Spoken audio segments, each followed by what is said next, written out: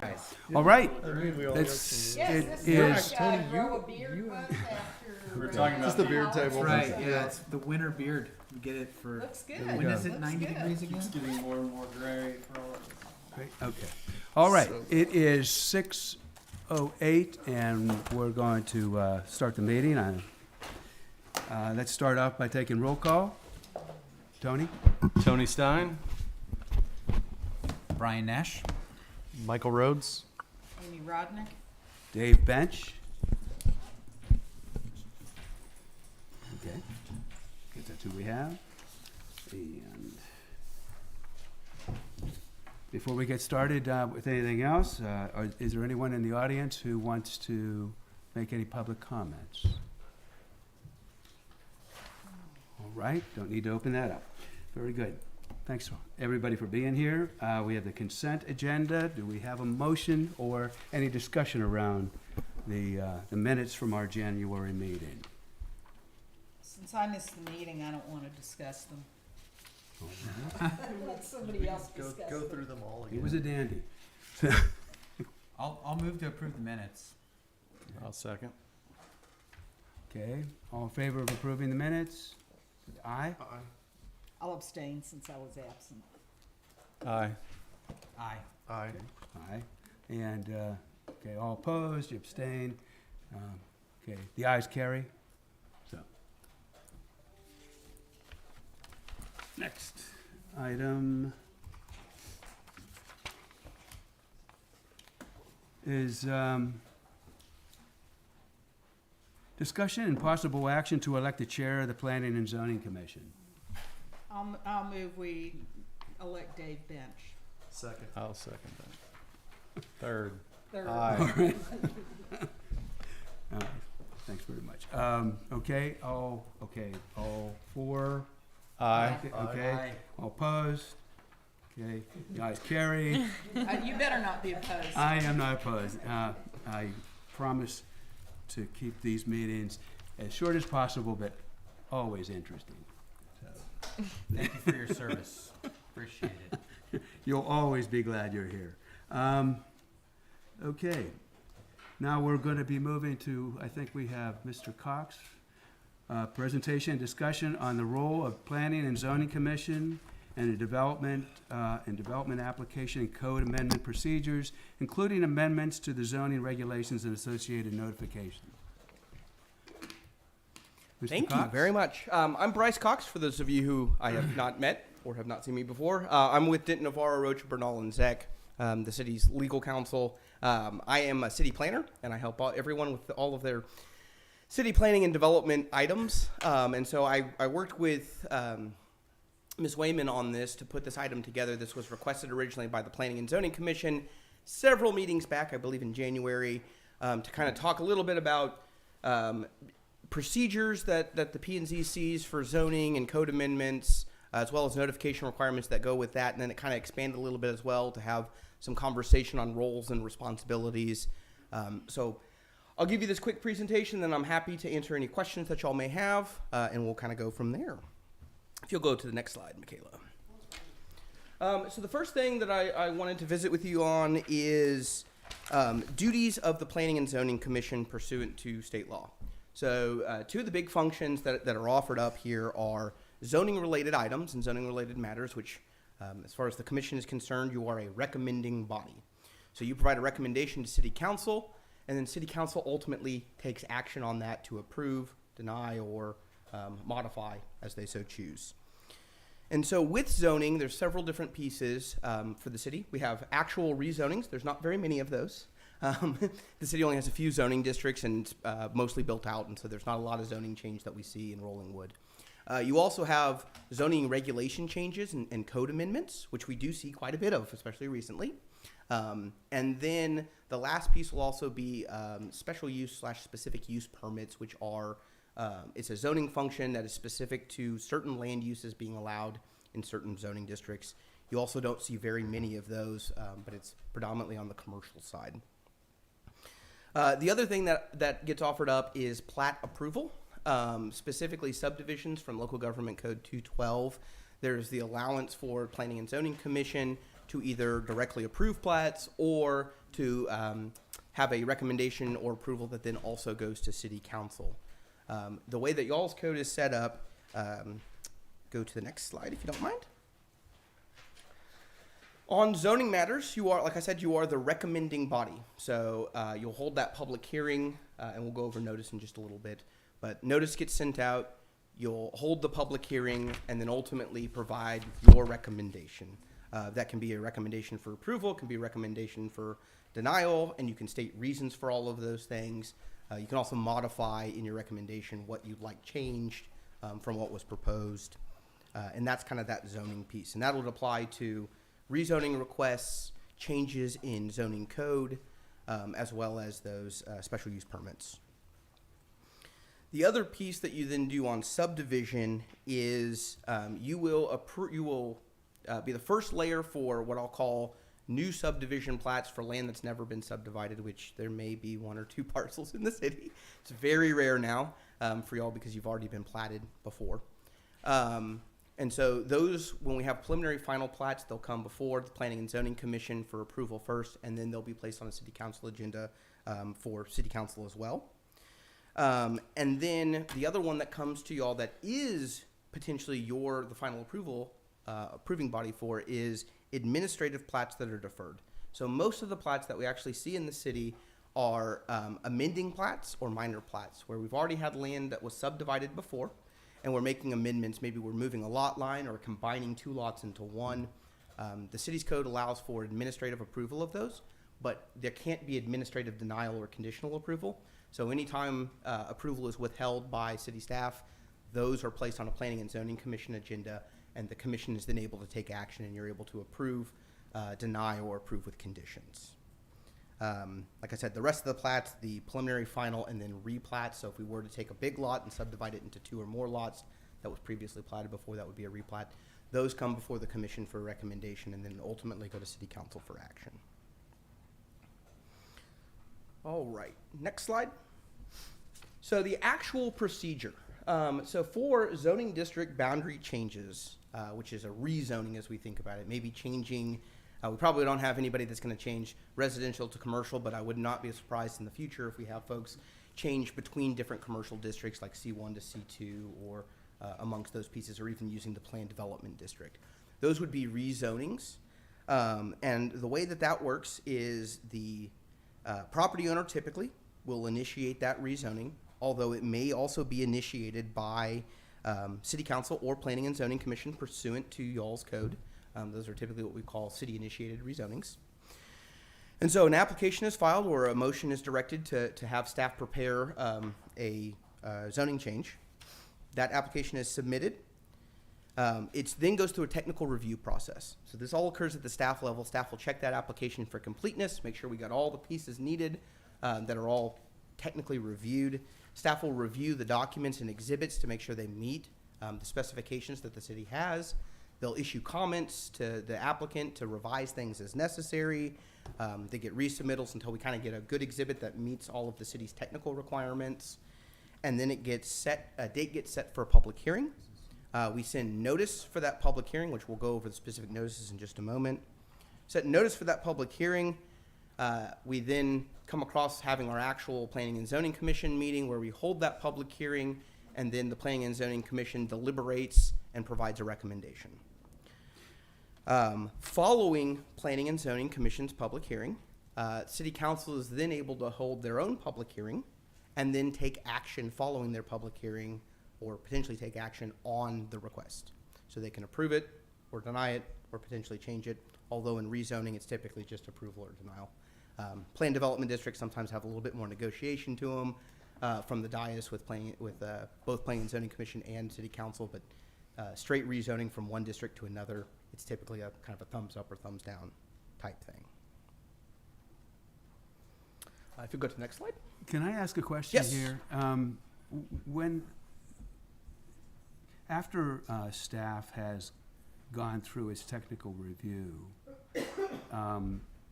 is it possible to forward the results of that to Planning and Zoning right away, as opposed to the Friday before the meeting or whatever, to give everyone a little more of a chance to think about it. Yeah, or sure. So, consider so actually, one of the conversations that we've had, and we'll cover it as well in towards the end of this presentation, but I'll go ahead and hit it for you. At the technical review level, we typically don't want to release items until it's finished because there are things that could substantially change based on the technical review. However, one of the things that staff is looking to do is have those items prepared in advance when the public hearing goes out. Yeah. Which right now in Rollingwood, we're sending mailed notice 30 days in advance. And so our goal is to have those items prepared and ready to go and available on the internet for public consumption, so that anybody from the public, including Planning and Zoning Commission, et cetera, as we issue those mailed notices to the appropriate folks, are able to go online and look at specifically what's being requested along with the exhibits and not just see the text in writing that says it's this address from this thing to this thing, but has a lot more description and explanation behind it. Okay. Does that? It helps. I'm trying to get into a mode where I'm not surprised by anything. Absolutely. You know, and that everybody has the benefit of real review before it gets discussed. You know, it'd be great to have at least some well organized thoughts in mind whenever we come to the meeting, as opposed to some of this stuff just being learned right on the spot. So, Absolutely. And so what we're looking at doing, again, is having that information available Yeah. for public consumption Good. 30 days or more in advance. The other thing that I'll encourage the commission to do, as well as council, all elected and appointed officials, if you've got questions, specific technical questions about items on the agenda, feel free to visit with staff beforehand. They love it when you ask them questions beforehand and not just put them on the spot in meetings. oh, is that true? You can still then bring it up in the meeting. That's perfectly fine as well. But it just gives them a heads up of like, hey, I'm going to be asking these questions. And they can prepare for it and they can have answers for you and not get asked stumpers that they're like, that's a great one. Let me get back with you. Well, I'm glad you said that. That's great. Yeah, they're here as your resource to help the commission, board of adjustment, city council navigate these items on your agenda. And so, like I said, as you're reviewing these things in advance, when you have those technical questions or, you know, this looks awkward. Did y'all look at this or did you catch this provision? Just double checking, because I know everybody likes to double check work. You know, bring it up with staff and let them know. And there's a good chance they saw it and said, yeah, but there's this other provision over here. And then we all learned something out of it. And every once in a while, people make mistakes. It happens. And so if they did miss something, then you kind of help them catch it if it was missed. Although you've got a great staff in development and a great city administrator who does an excellent job about catching those things when we do those technical reviews. Thank you. Perfect. So the next one is zoning regulation change. This is the one that we've been experiencing much more frequently lately, and probably will continue to experience into the near and distant future. This is where we're changing actual zoning regulations. So maybe it's building heights or definitions in the code or any of those regulatory items that apply to all properties or specific properties based on zoning district, all of those things out of Chapter 107. Those are zoning regulation changes.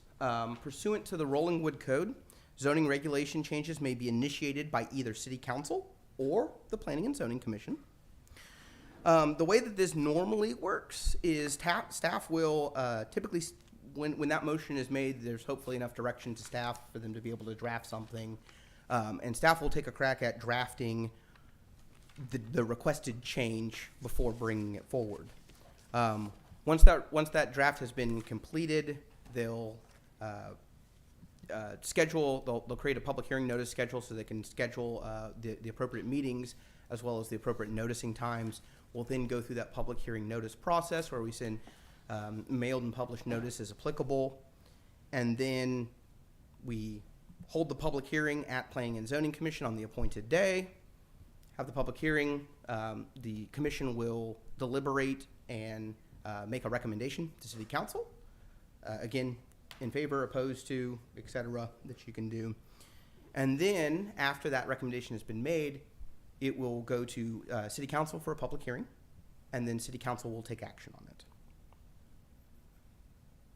Next slide. One important piece about your planning and zoning recommendation going to City Council. So Planning and Zoning Commission must hold the public hearing after we've published the appropriate notice. And you then must make a recommendation. And you have to make that recommendation before City Council may hold their public hearing pursuant to state law. So one of the issues that we may have run into in the past with some items recently was because of how the city chooses to notice right now and combines the Planning and Zoning Commission and City Council notice together in one mailer and one publication to close on costs. When Planning and Zoning Commission doesn't take action or tables action, then we have to renotice at a minimum for City Council. And so again, the City Council notice and P&Z notice are the exact same that we'll talk about on the next slide. And that normally means there's a 30-day lead-in, and so we're kind of just pushing everything back. So it is very important that when you're able to make a recommendation, that you do make a recommendation, even if it's not what you think that City Council wants to hear. It is your job to vet these items and provide that recommendation. Looks like you have a question. We're good. Okay, perfect. All right, next item. So City Council action. If the commission recommends approval of a change in zoning regulations or boundaries, either way, and then City Council may just by a simple majority vote either accept, reject, or take another action on that request. So if you offer a favorable recommendation, it only takes City Council a simple majority to approve. And there's a commentary, or there's a little caveat in here of protested items that we'll cover in just a second. Inversely, if Planning and Zoning Commission offers a recommendation pursuant to your code that is recommending denial of the item, then it requires a 4/5 vote of City Council to approve. Additionally, under state law, there's the ability for certain affected property owners to create a legal protest to the requested either zoning change or regulation as it may affect them, and file that in writing, which creates legal protest provisions. And so that's either 20% of the properties being rezoned or the regulations affecting, or 20% of the properties surrounding the subject property. So if somebody was rezoning, we would take 20% of the properties within 200 feet, and we would create, there would be a legal objection if 20% of those property owners submitted. Now, it's 20% by land mass, not by number. So not every property is equal. So if you've got a lot that has more area inside of that buffer area, then you have kind of a stronger ability to influence that protest than just sheer number. And that is a relevant piece because that's the way that state law is written. That buffer also excludes alleys and roadways. So includes alleys and roadways. So those areas are not excluded from that calculation. And we'll talk about calculations in just a second. Now, is this state law what you just said, or is that Rowanwood ordinance? So the at least 4/5 is a Rollingwood specific requirement. State law allows the city to adopt that. Under state law, the requirement for legal protest, if a protest is hit, is only 3/4. I'll look to make sure that's correct, which is a supermajority. So the legal protest has a 3/4 requirement. State law allows for the city to adopt stricter requirements if the city, if Planning and Zoning Commission chooses to deny something. So you'll have adopted that provision, and you've also adopted a higher threshold for legal protest. So it takes more council to then approve the requested action, if it's protested or if it receives a non-favorable recommendation from Planning and Zoning Commission. But that 20% protest, Yes. that's state law? That is state law, and it is mirrored in your code. But yeah, it's a state law requirement for 20%. But that's saying that basically if a city changes zoning that applies to the whole city, theoretically, the city could go vote that down? They The could. city of You Austin could get go- 20%. Yeah, you get 20% of the land mass filing written protest, and it would require a supermajority for city council to approve. Most of the time that the protest happens, it normally, the only times I've actually seen it happen are with rezoning cases. Property Where we have specific. we have a more localized item of somebody's maybe that's currently residential but right on the fringe, and they want to rezone to commercial, and all the neighbors say, nope, don't want that to happen. and they get a bunch of their other neighbors that are within that buffer area to submit written opposition, and it spawns that supermajority requirement. So is the 20% piece that's area, it's related to area? Correct. And that is also state law, or It that's a is. state law? It's a thing? state law. Huh. Mm-hmm. Okay. So if you'll give me one more slide, and the next one we'll talk about notice here, and so you can see some of the differences between the state law minimum requirements and what Rollingwood has on the books, because you have adopted greater than minimum requirements in a number of areas, which is entirely a local choice. It's completely up to what's right for the community. So in state law, the requirements for zoning classification changes are that before the 15th day before the public hearing, which is really 16 days before, because there's two befores in there. So at least 16 days before the public hearing at City Council, we have to cause notice of the public hearing to be published in the newspaper. And that's a newspaper of general circulation within the city. We use the Statesman to accomplish that. So that's before City Council, which happens after P&Z. So before P&Z, pursuant to state law, mailed notice has to go to each property owner within 200 feet of the subject property before the 10th day before the public hearing, which again is at least 11 days before the public hearing.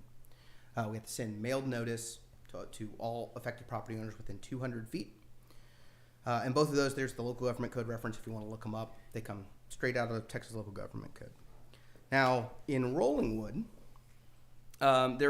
we've carried over the same publication requirement for City Council, which is at least 16 days prior to the public hearing, which it's great that we wrote it that way as opposed to before the 15th day before the public hearing, which sometimes gets missed, or people kind of stop at, oh, it has to just be 15 days before. It's actually 16. However, you've also added the same requirement for planning and zoning. So if we were to treat these processes slightly differently, instead of noticing them all together, we would have a mailed notice and a published notice before P&Z, and then that same mailed notice and published notice before City Council. So with the mailed notice in Rollingwood, we've extended the area to 250 feet instead of 200. So there's an extra 50 feet. And that's for rezoning, and we've also extended the duration. So it was state law requires it at least 11 days before. Rollingwood's code requires it to be not less than 30 days prior to each hearing. And then specifically on zoning classification change other than residential or park district, which is C1, C2, PDD, H hospital district, we require mailed notice to all property owners in the city, not less than 30 days before both P&Z and City Council. So when it's just residential, we're only noticing within 250 feet, or residential and park, we're noticing within 250 feet. And then every other rezone is going to be citywide mailed notice. Now, your protest provisions still apply as just the 200 feet from the subject property being rezoned. However, the entire city will be noticed. So just to clarify that, we've done our public hearing notices for the setback issue as an example, and we've sent to everyone in the city. So that's not the requirement because that's residential? So those are zoning regulation changes. Okay. And the current take that we have on zoning regulation changes is that all properties which are affected by that regulation change receive mailed notice. Because That's they're all a city the thing or a subject state property. thing? Or both? Case law? It's more based on case law and some current cases that are out that the city of Austin caused some stir up, got sued over some items. There's some case law out there that you can research and get with me after the meeting. I can point you in the right direction for it. But it's a interpretation that legal has provided to provide safety and insulation so that you don't experience, hopefully, the same problem that city of Austin has had.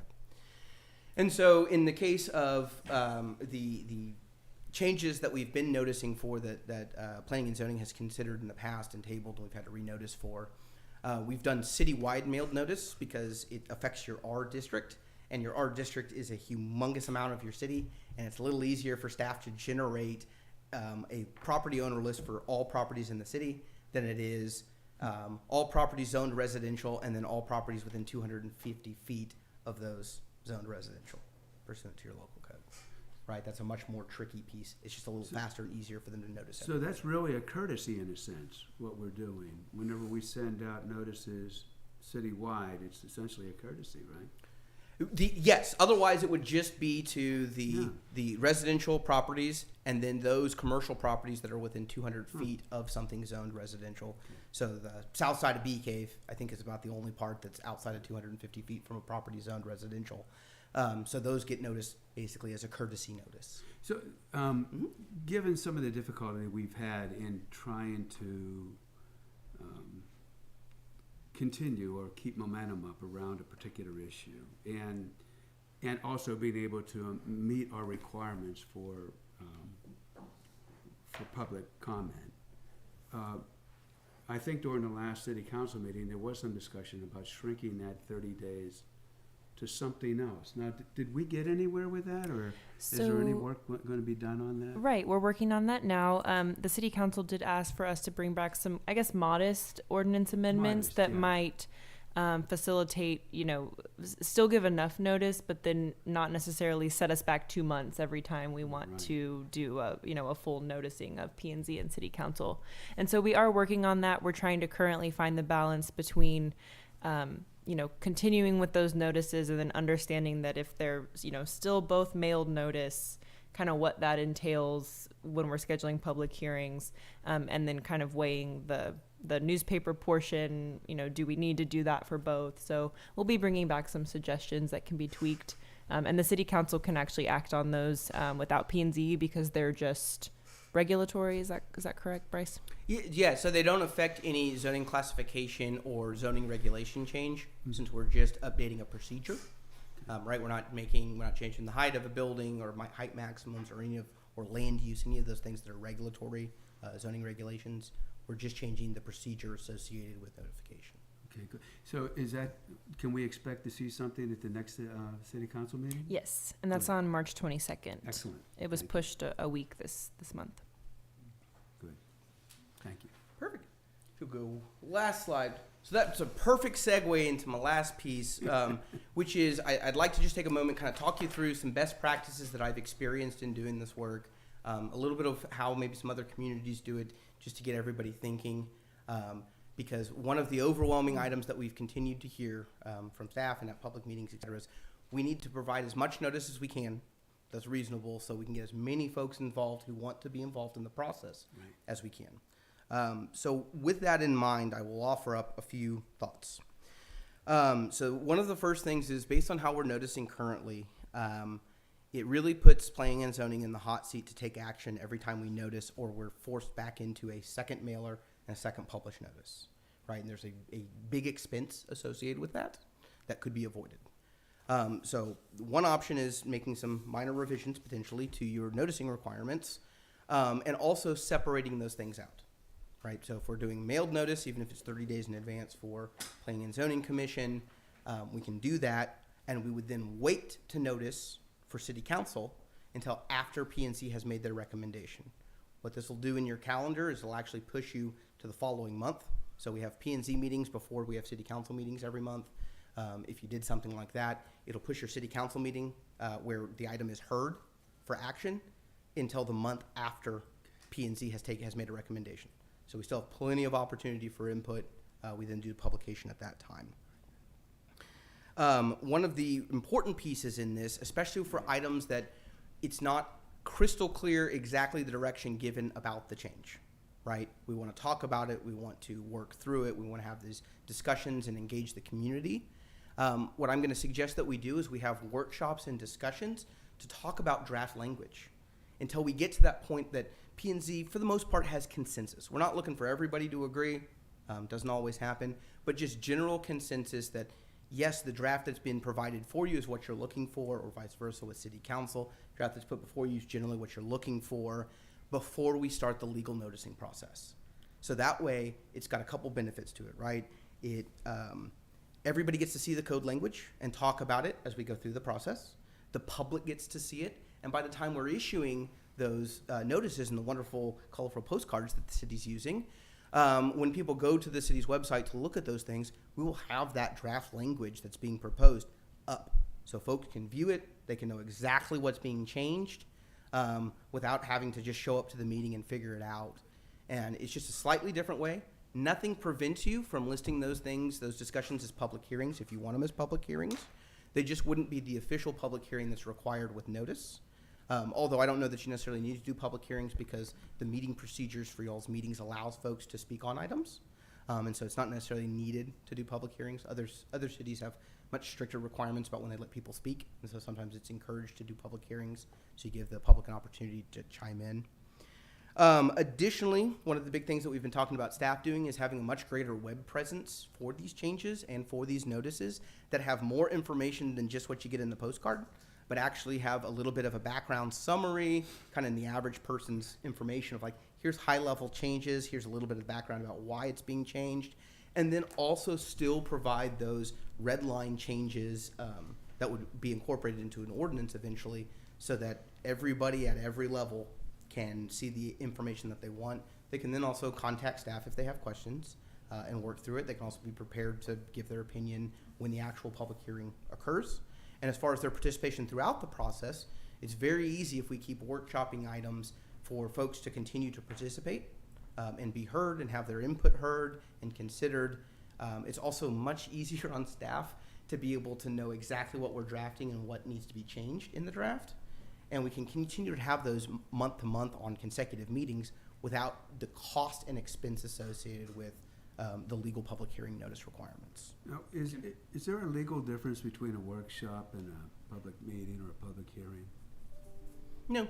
It's just words. Yeah, we can just call it discussion on these things. The important piece is that there's no action to be taken. Right. Right? What we end up looking for in all of this is it's discussion, it's amongst yourselves with staff, it's asking questions, it's hearing from the public, and then ultimately what we would look for before moving forward with noticing an item is just general consensus. Sure. Yep, are we 90% there and not, oh, here's this curveball, we prepared this, but we're now going to expand the scope of this amendment and cover all of these other things.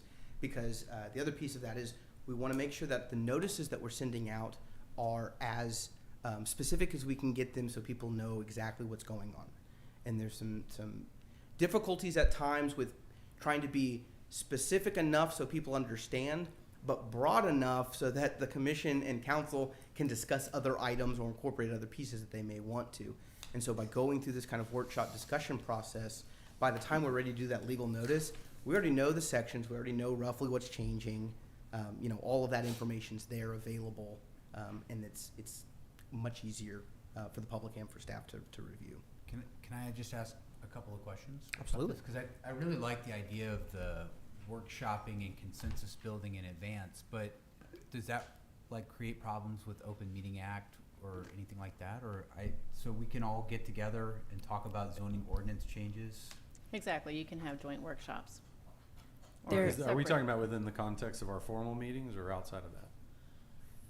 Formal meetings. Formal meetings, yes. It's a posted meeting, yes. So these would be regular, then, because I think they have to be open meetings, right? They The do. public has to be Right. able to attend, and they have to be announced in some way in order to comply with the Open Meetings Act. Right, Right. we can't just get together We- and Yeah, have. no. Right, yeah, so I was Right. just trying to understand what we're talking about, because I think it's a really great idea before we go through the whole and take action part, because I think there does seem to be this sort of undue stress on an initial discussion where we're like, well, but we already noticed it and the mailers are out.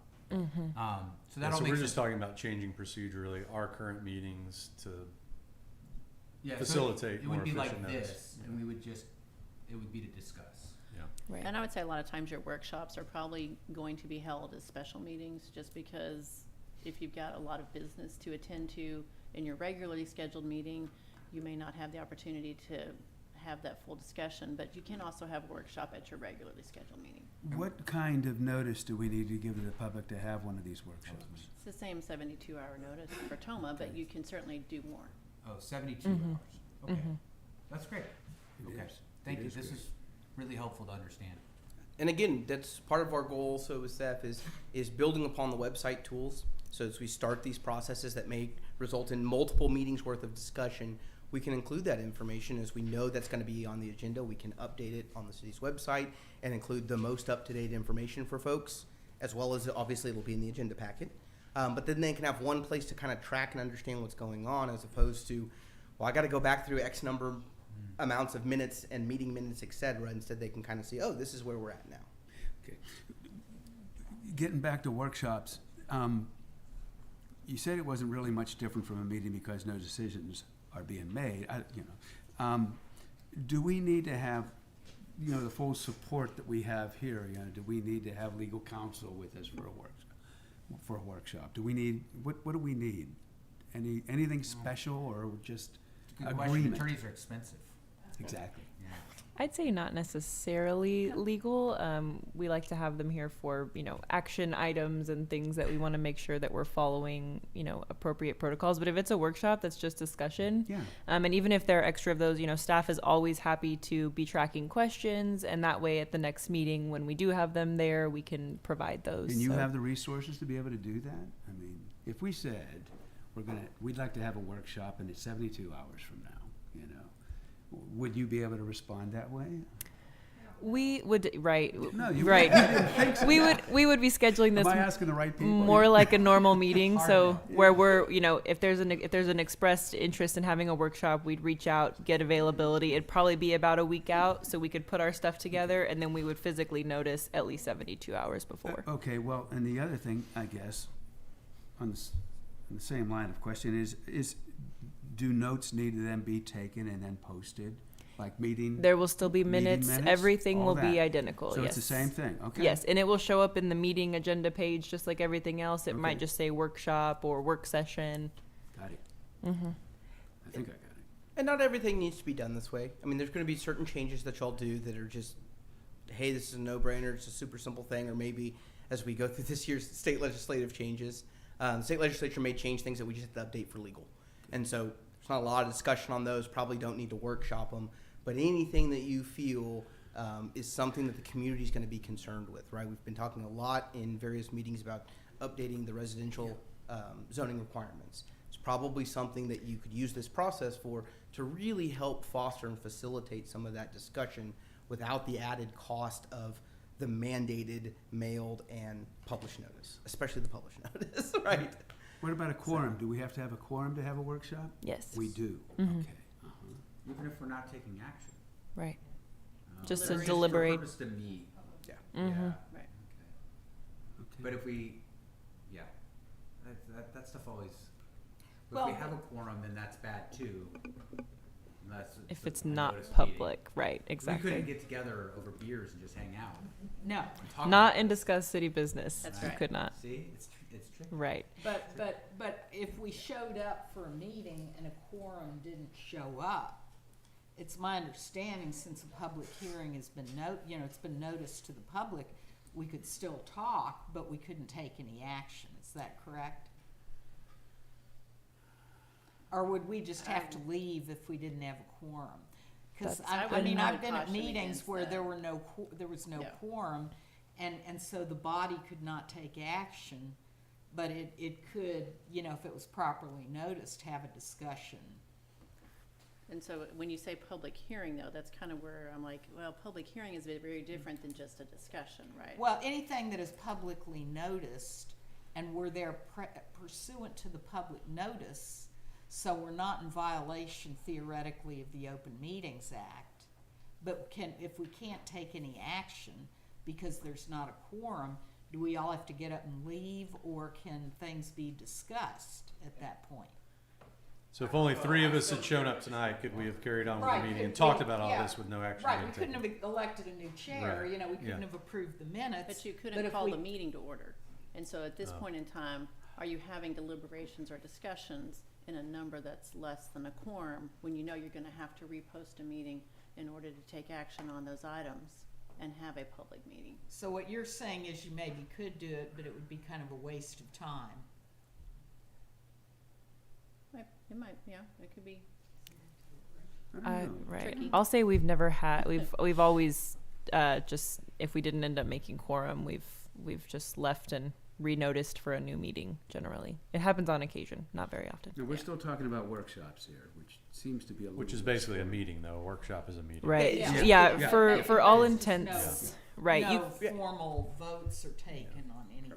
Right. Because So you. it's informational to the public. Right. Right. And I think it's the title is more kind of like what you're sending to the public. Is it a workshop and there's no action, but they're all noticed like meetings. You could have a workshop item on a regular meeting too. That's also just only discussion. So So a great example is the next two items on the agenda are discussion only items with no action associated, Right. right? And so they can be noticed like that. Whether it's we call it a workshop or just a discussion, totally up to you all. I always like to use the term workshop because there's not action associated Right. with a workshop, and that's kind of how we ingrain our brain into it. Is discussion and possible action on certain things, or workshop, or presentation and discussion kind of thing. That- But you may not always have somebody presenting. It that may makes just sense. be Yeah. the commission talking amongst yourselves. All right. All right. So, but it just gives you a different way to kind of think about it, and a way to really engage the public, give them multiple opportunities to continue to participate at the level they want to participate in, without the risk of everybody feeling like they got to get their comments in right now because this is the action's happening. This is my opportunity. They get to be a part of that crafting of the changes, which I know is very important to the community. And we get to do it in a way that we're not just eating away at the noticing budget and just renoticing. Again, nothing says we can't send out notice and let people know. The plan is to utilize city social media accounts, use the city's website to really help get that information out to folks when we are doing these participatory processes. So, Okay. So one question of clarification. If we noticed a meeting and we had not enough people show up for a quorum, couldn't the meeting still be called to order? We just couldn't take any action. Under TOMA, if you don't have a quorum, you're not calling your meeting to order. Because that is an action. Correct.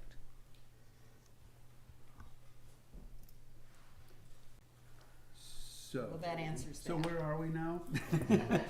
Say that backwards If for we me, don't would you? show, if we don't show up, we all leave. Okay, so that's if what we- it all means, if is we- we would never meet unless we had a quorum. That's right. And She's I saying, mean, even in workshop too. I that's mean, the right. same She's thing. saying, like, We would say never do two it. less of us show up tonight, just three Right. members show up. Right, As chair, it would be an action on your part to call the meeting to order. So they're saying you can't even do that. yeah. Everybody would just have to leave and renotice the meeting. Yeah. That's what I'm hearing.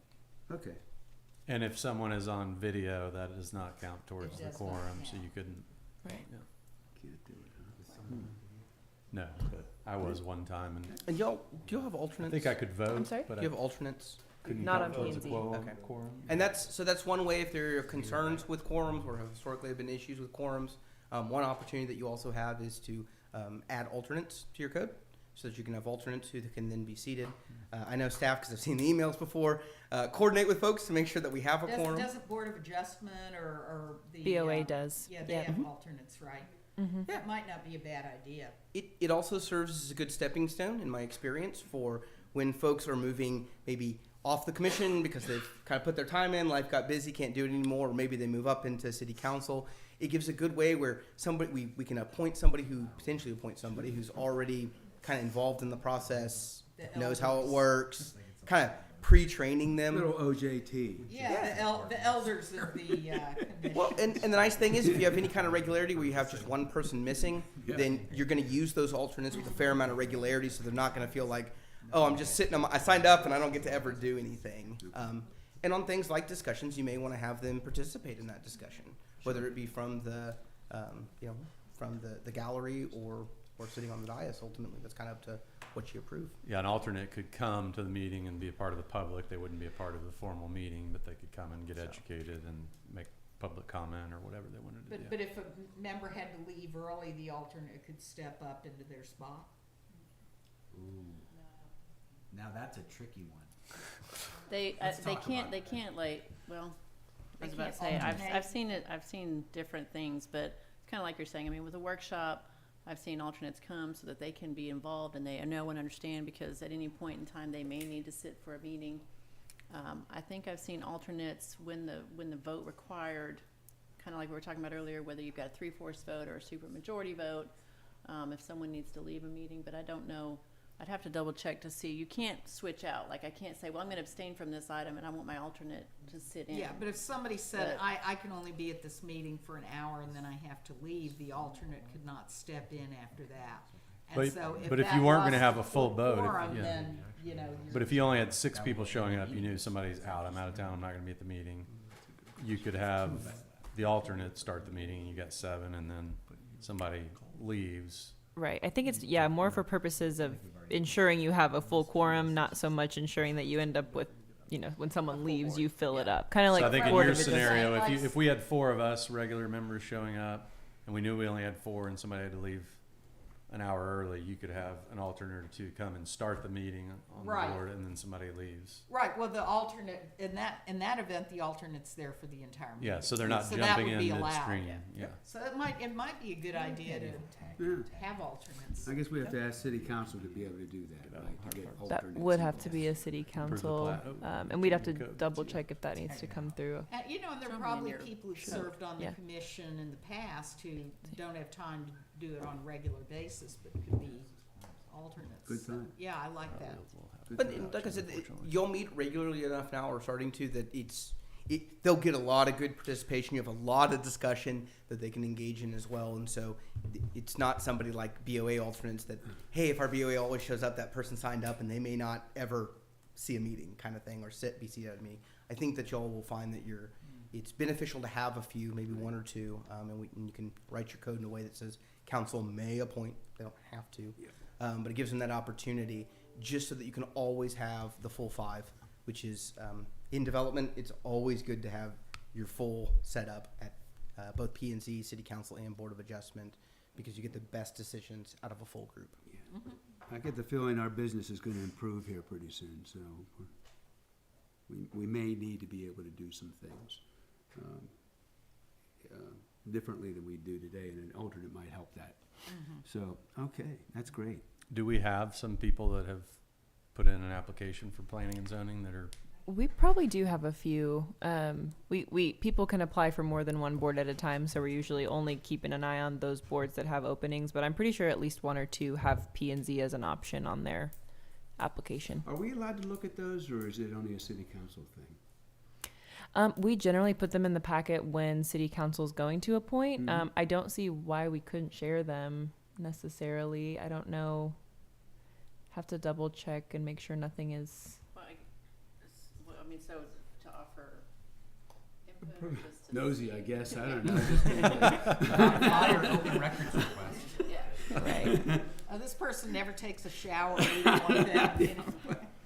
but city council would have to change the code to Right, yeah, approve yeah, having Right. All alternates this, all anyway. that has to happen. Mm-hmm. So Okay, very good.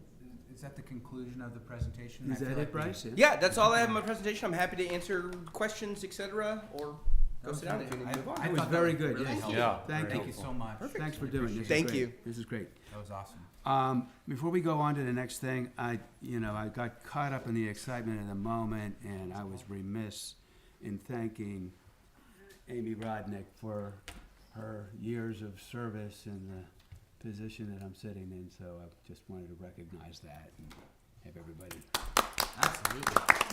round of applause. Thank you. Glad to turn it over. All right, okay. Item 6 here. Discussion on the definition of building height. Oh, no, Wait, excuse me, item 5. item 5, excuse me. Got ahead of myself. Discussion regarding building projections into required yards and the definition of yard in the R residential zoning district. Now, we've been kicking this around for a couple of meetings, and we have draft language available to us. It's been available to everybody for review for some time now. Do we have any questions about what's been presented? Do we need to take public comment, or no, just a Yes, discussion? okay, we could take, do we need to take public comment? I can, we can open it up. We generally do on Okay, all items, so I think that would all be. right. Why don't we just do that? Okay. great okay. idea. I'm gonna open this up to public comment. Does anybody have anything to say about this item 5 here? I have something to say. Please. Please, Deeds, yeah. Thank you. May I comment on multiple items at the same time? Can we just go ahead We and keep state it your to- name yeah. and address for the record, please? Okay, Please. Dietz Justice, 310 Pleasant Drive. I just wanted to comment, I guess, on the general thrust of these amendments. I'm not sure that all of us think the same way. I was out in the street with my neighbors picking up branches and all, and we were talking about some of these things, about building heights and impervious cover and setbacks and so on and so forth.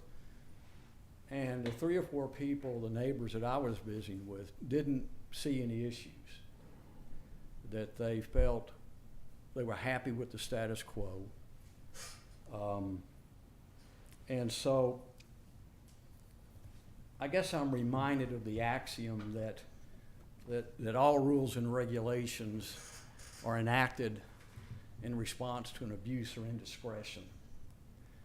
And I've lived here, I had the privilege of living here for decades, and I've probably seen every new home and every significant remodel. And in all that time, I can only think of maybe a couple that would fall into that category. So I become concerned when we want to start having citywide changes in response to maybe a couple of things that push the envelope. And I also get concerned when I hear the phrase, "we must do something." Because it's my experience that when we respond to "we must do something," more than likely what we end up doing is something that perhaps is not optimal. And I guess the main concern that my neighbors and I had when we were talking in the street is we don't want to see an appointed body or an elected body create non-conforming uses out of our homes. And we don't want to see rules and regulations passed which diminish the value of our homes. And so I would suggest that this is kind of a complicated subject. We have tree ordinances, we have impervious cover issues, we have setbacks, we have working around drainage issues. And it's hard to fit all this together in a cohesive manner without doing something unintended.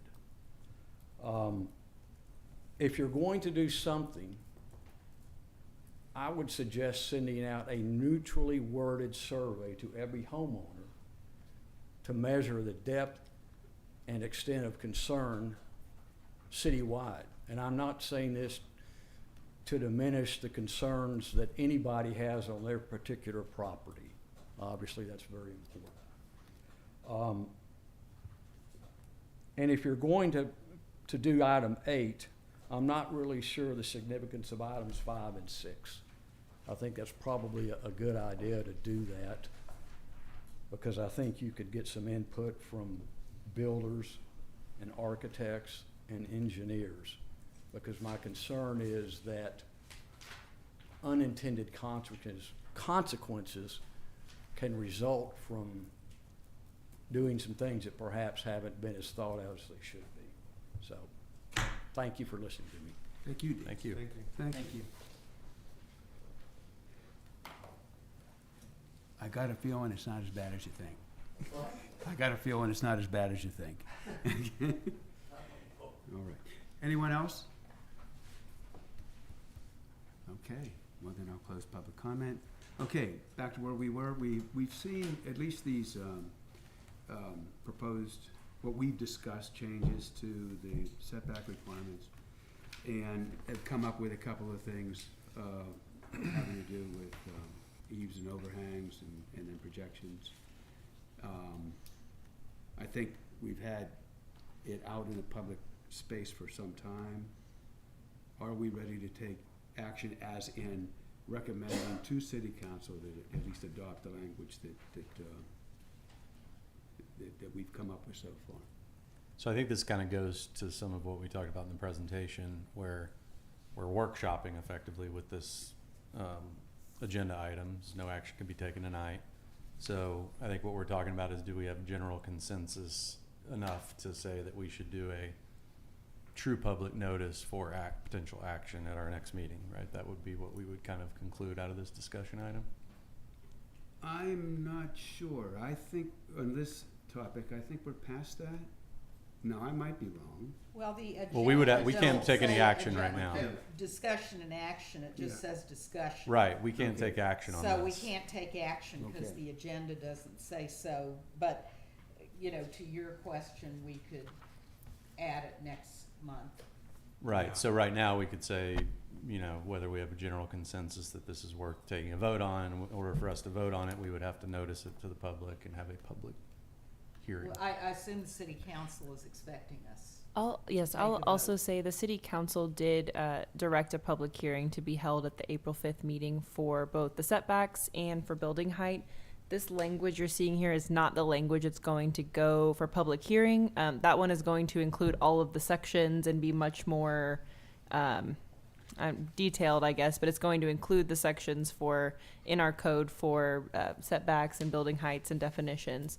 But this was here to make it just very clear that we're discussing, you know, yards and setbacks and heights. And then we will be noticing that for April 5th. And so we're having our joint meeting with the council on April 5th.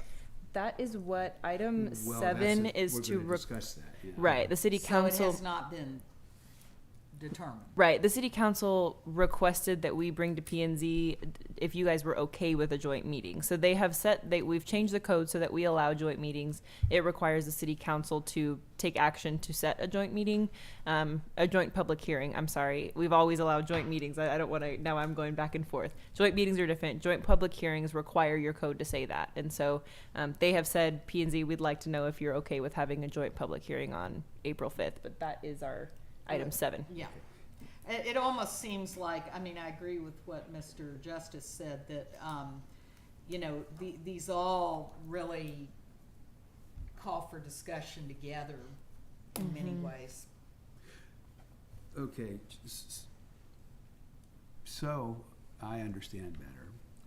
If we decide that we want to have this joint meeting with city council, can a decision come out of that, or would it still be tabled just to move forward?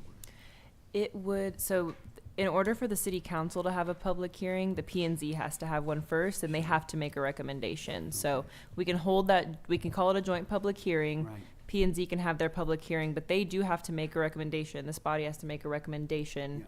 for city council to then hold theirs. They can just happen at the same okay. meeting. See, here's my confusion, is I thought that we were at that point right now, at least with this item.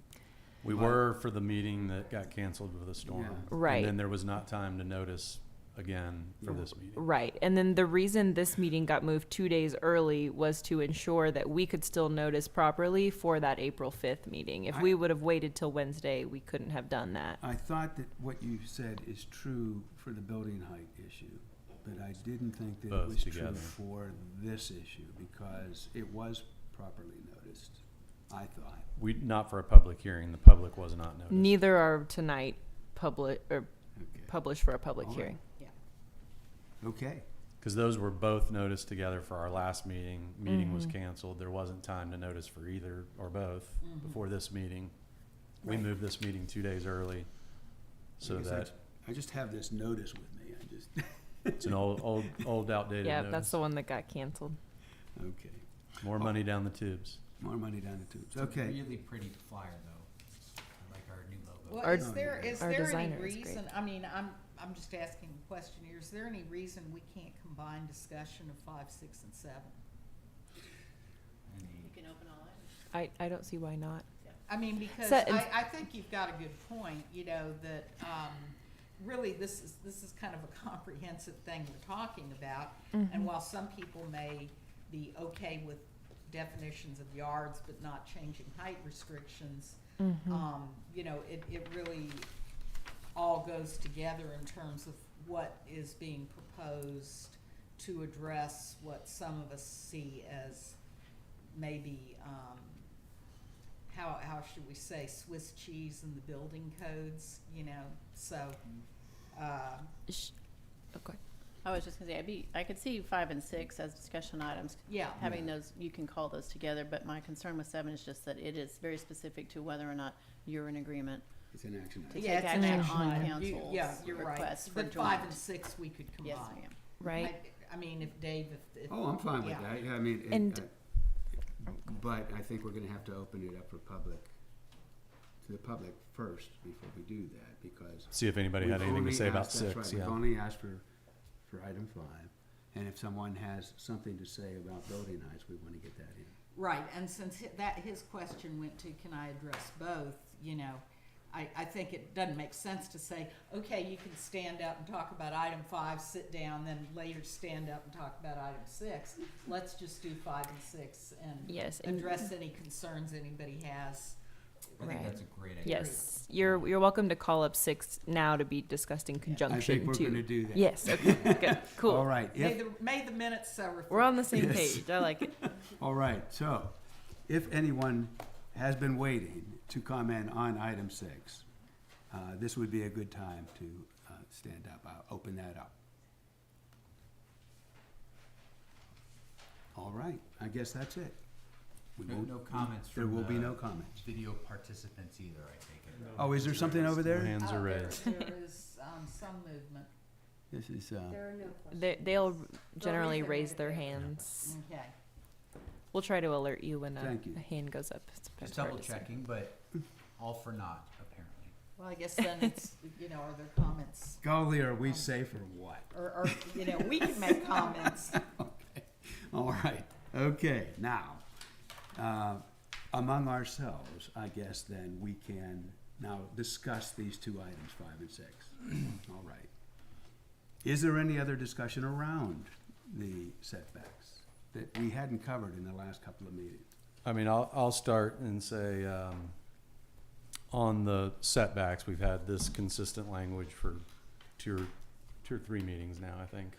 It's kind of been on there. Yeah.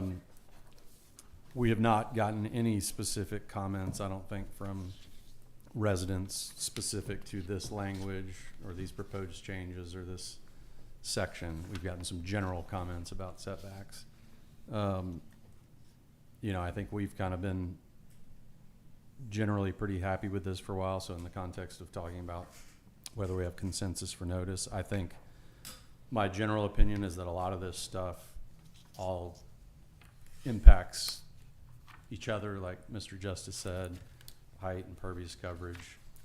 You know, if we were talking about changing amounts of setbacks, which we haven't been, all those things go together, I think, in a comprehensive discussion that we'll talk about with number 8. I think the nature of why City Council brought this specific section to us was that, as it's currently written, you could build an overhang, you know, to the property line.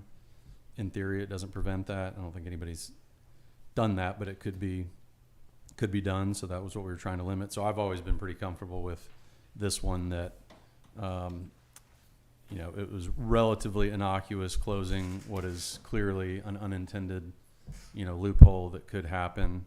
And now we've had it out there for several months and have gotten not really any necessarily specific support either, but no specific opposition to anything as written here.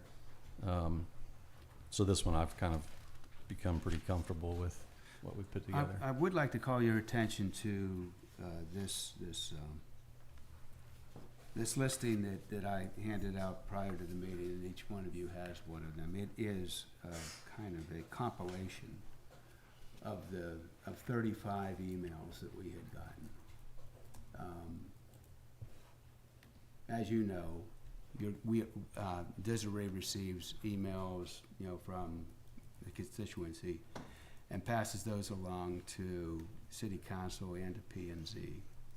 And so I went back and extracted key points from each one of these things and put them into this note. Now, there are This is a great. few folks that have looked at what we have posted so far with regard to setbacks and building heights and have made a couple of comments. It's not much, just a few. Some people say that they don't want to have anything go out into the setbacks at all. Some people say that 2 feet's enough for anything. There's a wide That's range true. I of do see a couple of responses those, here. yeah. It goes out, it's all over the board. But nonetheless, people are paying attention, you know, so,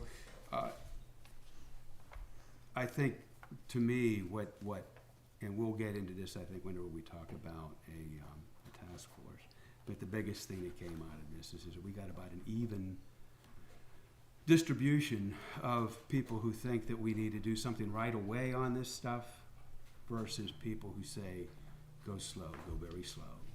And that's my biggest takeaway from on all of it. Yeah, I didn't see anything, very few comments specifically, or almost none that object to what we proposed on the setbacks, on overhangs. And from all the folks that I've talked to about it, you know, there's a big difference between how people view that and how people view changing the height. Right. So, Oh, yeah. you know, I'm sort of in Tony's camp in that it was surprising to me to learn that loophole exists, and to me it feels pretty benign to try to close that. You know, if we're gonna do a task force and revisit this code anyways, we can revisit that, and it is a little bit of a Band-Aid, but it doesn't feel like it's gonna adversely affect that many people. It's not gonna create non-conforming buildings. It's not gonna do all the things that I think people are really worried about. So, and we beat it to death for months, I think, at this point. So, I think you know, people I have think their I think it opportunity. I think it makes sense to do it. It just doesn't feel like there's, you know, I've seen very few people that say, no, I want to be able to put a 10-foot setback, Right, 5-foot right. setback. Yeah. It just hasn't come up. So Okay. I've heard a few people. I think there is a difference of opinion on perhaps the bay windows or chimneys. I've had a few people that have kind of said, well, I don't know about that. But generally speaking, that's it. Okay. Very good. I think that, you know, one concern, I agree with what both of you have said on this. I mean, I tend to be in the camp personally of wanting us to do some things fairly quickly. I'm in favor of the committee, but, you know, and how people feel may have a lot to do with what's being built around them.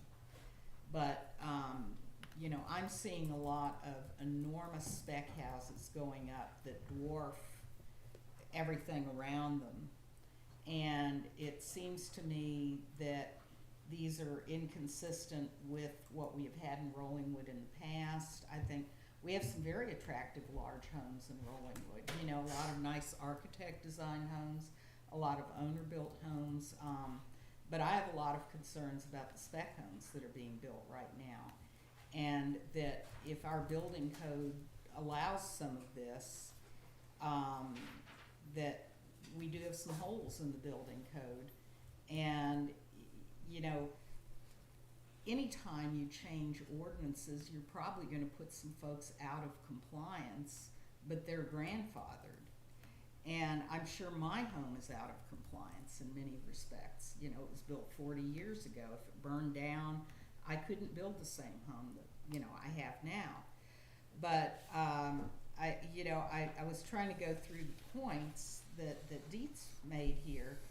You know, I think you're not, it's not like somebody's coming and taking your gas stove away. You know, your house, if it's in compliance, non-compliance because the building code changes, it is not going to be relevant unless your home burns down, because you are grandfathered. And you know, I think when you weigh out the needs of the neighborhood versus the desire of developers to make a profit, the needs of the neighborhood need to outweigh that. And right now we have some homes that are designed just to squeeze the maximum profit, and they're probably dated as soon as they're built. They're cookie cutter houses. They're not consistent with the character of Rollingwood. And when we talk about unintended consequences, we already have unintended consequences. I don't think anybody anticipated you could build these things in Rollingwood, and you couldn't until we got sewer. You know, that really is what changed everything, was getting a sewer system out here.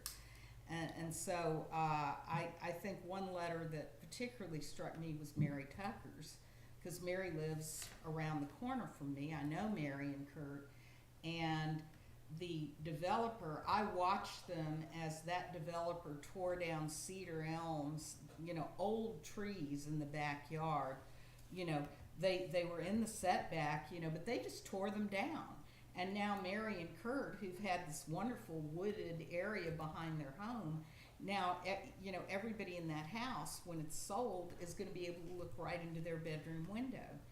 And I've got a house behind me that may get sold, and that may happen. I've got one next to me where the developer who built the huge white house at Riley and Rollingwood Drive is probably going to build another house just like that. So, you know, as a resident of Rollingwood, I would rather not see another 20 of those sail through permitting, you know, when we could have done something about it. So I am all in favor of the committee. I'm all in favor of looking at the height restriction. You know, we know what 30-foot height restriction looks like because we used to have it, you know, so it's not an unknown quantity. So my 2 cents worth on that. Good, thanks. Sure. All right, I'd like to move a little bit forward here into the height discussion. I'd hoped to be able to do this last month, but we didn't get around to it. But I put together a little thing. You guys have been hearing about that we have two components to the height equation. There's the measurement of the height, and there's also the number itself, which right now is 35 feet. And the measurement can be done in several ways. It can be, you know, there's a variety of starting points, datum points that can be used for height. There's also the other side of the height equation, and that is the roof line. And that roofs are, there's a base and there's a top. And if you take those two things together, you can try to manage height using one or both. Okay, so what I wanted to get out, and just to have some discussion around, was a consideration for, one, reducing the total height from 35 to 30 feet, but two, allowing for a certain amount of latitude for sloped roofs. I think that, yeah, like I said the last time we got together, there is, looking at a 35-foot tall, flat roofed house is harsh. It's a difficult thing to look at. It looks like, it doesn't look like a house, it looks like a building. If you're able to nick off the top corner of that, you make immense progress in being able to at least soften the blow to look from the street. So what I would like to at least consider, we're not ready for, you know, for putting together a full proposal around this, but I would like to at least consider that that one, we think about reducing the height to 30 feet, and two, we also think about making for allowances for sloped roof houses so that they can go up past the 30-foot point. I provided you with a proposal here, or a presentation. I can go through it if you like. It's on your PC. Yeah. Okay. I'm about to lose my battery, so I'm gonna have to look over your shoulder. Okay, you can do that, or you can look at this. Okay? So first off, the guiding principle here is, and this is everything that I've thought about this problem has been guided to be visually consistent with the scale and mass of the immediate neighborhood, including but not limited to adjoining buildings. And that, I think, is essentially what you just said. Okay? It sounds like it. It's about what it looks like, what it is in the neighborhood. What is this being? So our current proposal that we're thinking about right now, that we've talked about, is to retain the current measurement method minus 5 feet surrounding the perimeter. That is to say that we'll take the measurements from the perimeter of the building that's being constructed as opposed to 5 feet out from it. That's a small change, but it could be significant. And I'm fine with it, it's okay. But we have gotten proposals from other residents that would have us establish that datum at, by averaging what the top and the bottom or the lowest and highest point of a particular datum would be, and then making that our starting point, and then two, just taking a straight up measurement from the basement, so people are sending us stuff in these notes, suggestions about how we ought to be doing our measurements. But what I'm asking for is that we consider the height of the building with a roof pitch of less than 312 to be measured from the highest point of the original ground survey to the topmost portion of that structure. So that the topmost point of that structure can't be more than the highest That point. one, right? That's right, that one, exactly. Okay? But as the roof pitch increases from 312 all the way to 712, we allow it to be that we go halfway up the roof and we take our measurement from there. Our maximum height will be now halfway up the roof. That would allow this to be 30 feet tall, right here, and there would be a little extra, but below here, you're seeing it's less than 30 feet. As opposed to a flat roof thing that goes across like that. Exactly. And when you're talking about 30 feet, that's on the assumption that it was changed from 35 to 30 feet? It really, I use the, height as H. It could be whatever we make it. I would like it to be 30 feet, but it's not the rules. Could, We haven't decided on that yet. We couldn't even talk about 30 feet before because we had not put, sorry to interrupt, just a second, but is there a way to put this up on that screen so everybody can see it and the people that Sure. are participating by Zoom So- can see it also? The people participating by Zoom will not be able to see it. They'll have to open it up in the packet, but we can show it here. Okay. it So- is in the packet, yeah. Yes, it is in the So you council can't packet. open it up and share screen so We that they can can't. see it? No, we're a little bit limited, but we're working on it. Okay, so, yeah, you go to the, I'm sorry, I just wanted Yeah. everybody oh, to I think it's be great. able to see what You're you're right, talking you're about. right, all right. Okay, and that is what we're talking about right Well, there. if it's in the packet, they should be able to click on the website and get Yeah, access. yeah, to it's it. Yes. But It's the all there. people in the audience can see it that way. Sorry. Yeah. Oh, you got a copy?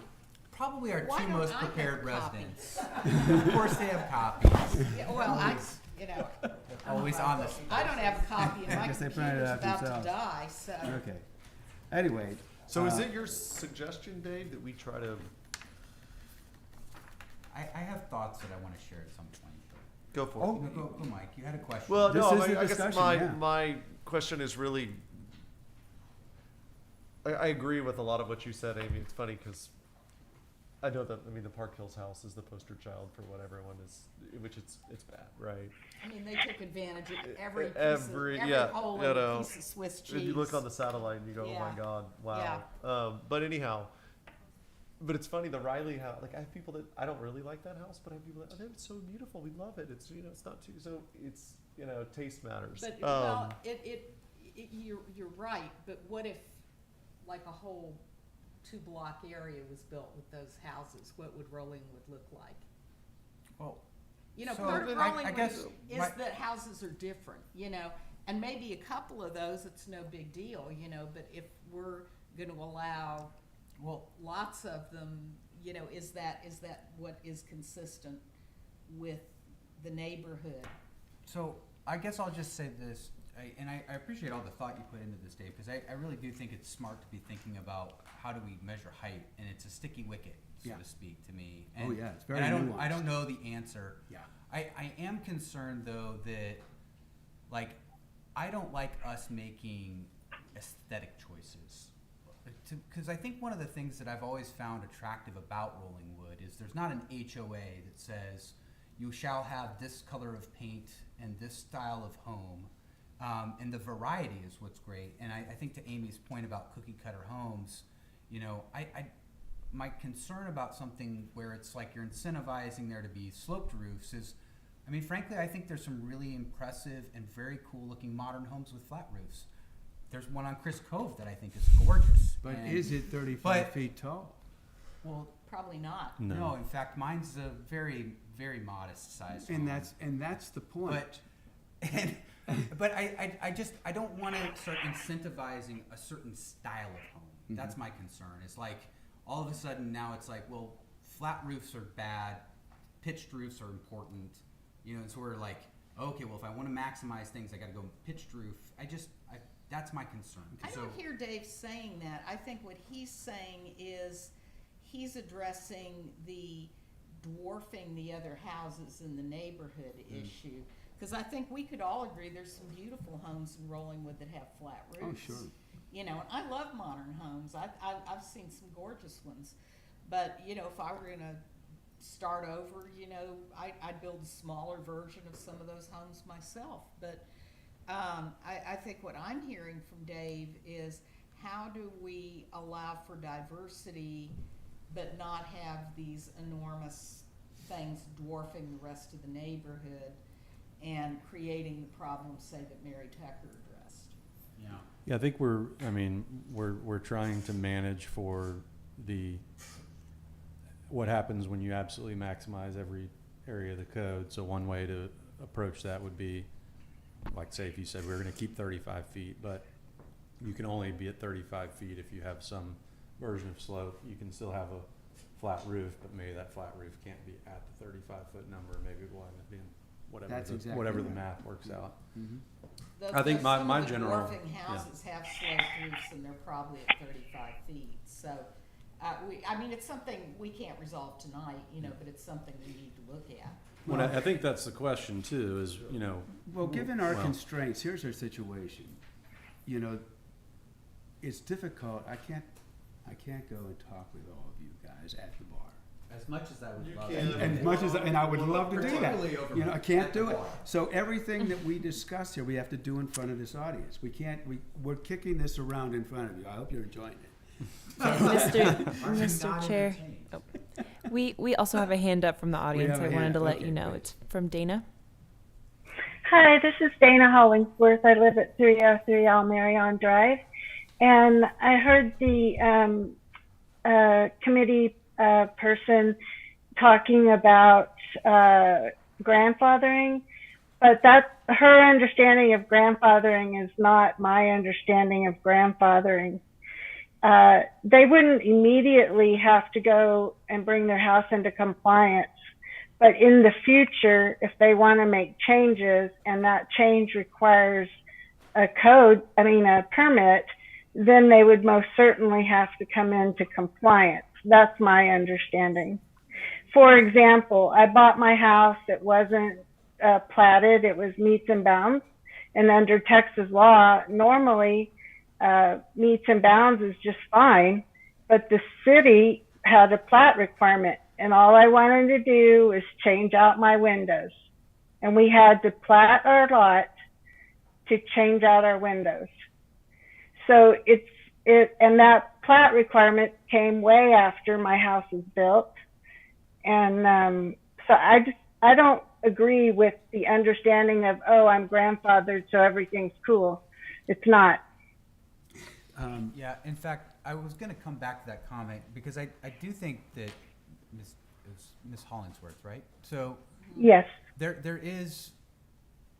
It's not just if your house burns down, that's when it becomes a problem. Because I've noticed, you know, BOA, right? That's why they're so active and have so much business, is because it's people saying, well, now my house isn't in compliance, or my Western Hills Athletic Club tennis courts are no longer in compliance. And so we want to do something, but to do anything at all, we have to get a variance or a special exception. So there are instances when, like, creating a restriction is going to make it hard for people to do things with their homes that they would otherwise be able to do. So I do think we need to be sensitive to that. But I don't think anybody's suggesting that we're not. I think you were just... I think we're sensitive to it, and I understand what Ms. Hollingsworth's saying, because when I was on the planning and zoning the first time, we had more of these meets and bounds properties, you know, that had to get properly Right. platted, and people were in shock, you know, that they had a meets and bounds description, and then all they wanted was like a new bedroom window or something, and they had to replat. And we tried to give them as much consideration as we could, but it was a requirement that, you know, you need to get the whole city platted, you know, and out of the meets and bounds descriptions. And we really tried to do what we could to make sure it was not overly expensive for folks. But to her comment, I understand it, but anytime you change ordinances or change building codes, it could affect what somebody is going to do if they want to remodel their house in the future. And I mean, that, you know, if you're in compliance before the code got changed, and then you want to make, you know, a change to your home, you're going to have to do it under the building codes in effect at that time. And what I'm hearing, and maybe that's unfair, is people saying, don't change anything, because if you change anything, you're going to put me out of compliance. Let's you know? dial back about Yeah. 3 meetings ago. We'd asked the question, there was a short discussion around, we thought maybe somewhere it was Denton or some other Texas city was putting into place an ordinance that said that everything is reset to ground zero, and that anything that is on the books right now will not be a nonconformance as we pass these new codes. And I asked Meg if you would look into see whether or not we're allowed to do that, and you said you would. I was not at your last meeting. No, and I no, this thought is that three. This was actually 3 meetings ago. Yes, but no, and I thought that had been discussed, but I have not found that provision. Okay, so yep. But I do So not know is if it Attorney Zek has. is it possible to do that? Do we know? Can we find out? Isn't that like We can special find zoning out. or something? Yeah. Doesn't that fall I mean, under we can lay special all this to spot rest if zoning that we're or allowed to do something? that. We did have conversations with all that terminology thrown out there, yes, so. It helped let me understand how that's different from grandfathering. Well, grandfathering doesn't exist, is really what it amounts to. I mean, It exists. well, yeah, you're allowed to continue to have your house, but if there is some remodeling or something needs to be changed, you have to. But it's gonna depend on the code, Comply and with so- the Yeah. new code. That's it. Right, no, But- I understand if my sauna so that's burns not down, I grandfathered. can't rebuild it, Yeah, you know, yeah, I mean, right. that's, Yeah, right. but that's kind of the understanding right now, you know? And but it's grandfathered unless it burns down, so hopefully it won't burn down, but, Brooke? This is, And I'm not saying you shouldn't make any changes. I'm just saying that grandfathering isn't really an answer.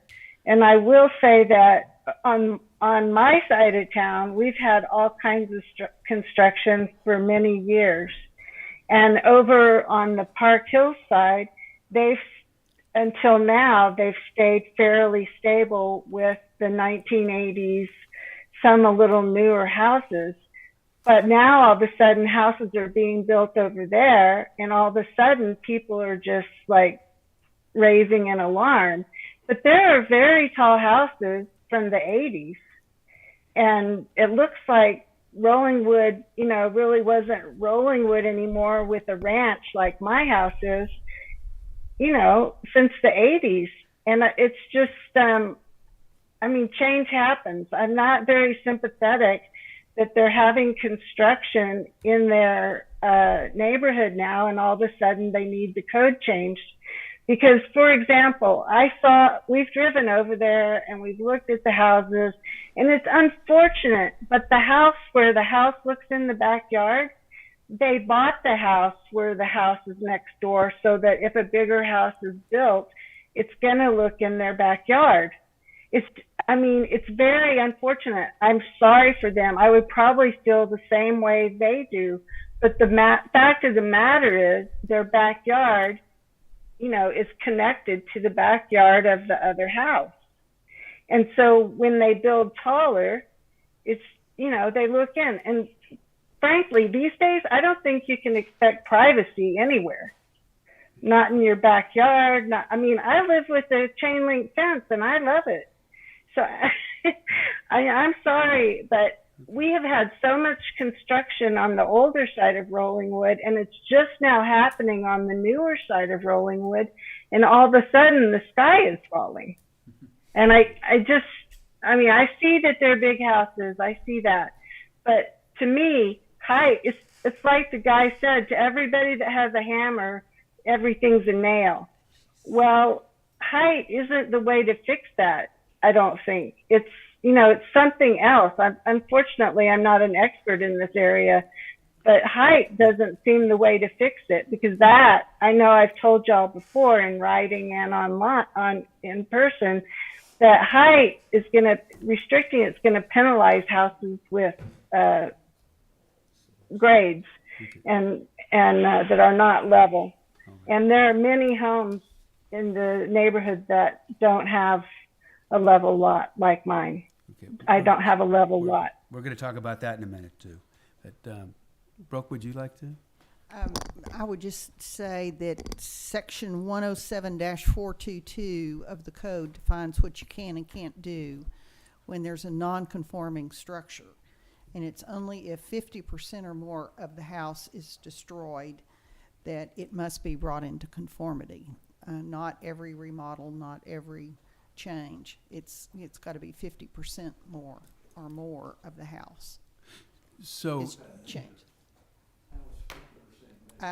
You'll have to ask Ms. Sturcevich. Just destroyed means totally destroyed? Or is it cost or, yeah. Well, Has that ever come up? I imagine, thankfully, not many houses have burned down in Rollingwood that I'm aware of. Yeah. But I know a couple. have there, but I know one. I It's- assume that those in the building trades have some objective measurement for how 50% destroyed would Yeah. be measured. And it's damaged or destroyed by fire or other accident or natural means. But Usually that'll fall under insurance. I mean, I wouldn't see any other way that it's not gonna be followed by an insurance claim. but So the insurance is gonna be the one that's gonna determine how much of a loss it is. Usually that is by square footage. they will do that on a percentage basis? They would actually say something like it's 46 versus No, they're gonna 55%? give you dollars. They're gonna give you dollars, but Okay. then they're also going to determine if it's a percentage of that square footage. Yeah. Would it be like your car being in an accident, you know, beyond a certain point, the insurance company says it's a total loss I'm not versus quite sure on can that. be but repaired? I do know, like, when a house burns down or any disaster does come, it's good, they're gonna give you an Okay, insurance well, readout. let me for ask everything. you, are you ready to make that determination as to whether or not something is 50% or not, in your position? No. You are not. Kind of want to make sure that we're sticking with the definition Okay. here. Thank you. Alright. Kind of want to make sure we're sticking to the items of discussing these definitions, because there are a lot of, it seems like, and probably would be a lot of discussion and trails that extend out regarding individual properties, conforming or non-conforming structures, depending on the changes and depending on what provisions are already in our code that are applicable to that nonconformance if we turn something into nonconformance, Yeah. if possible. I guess people are concerned about impact.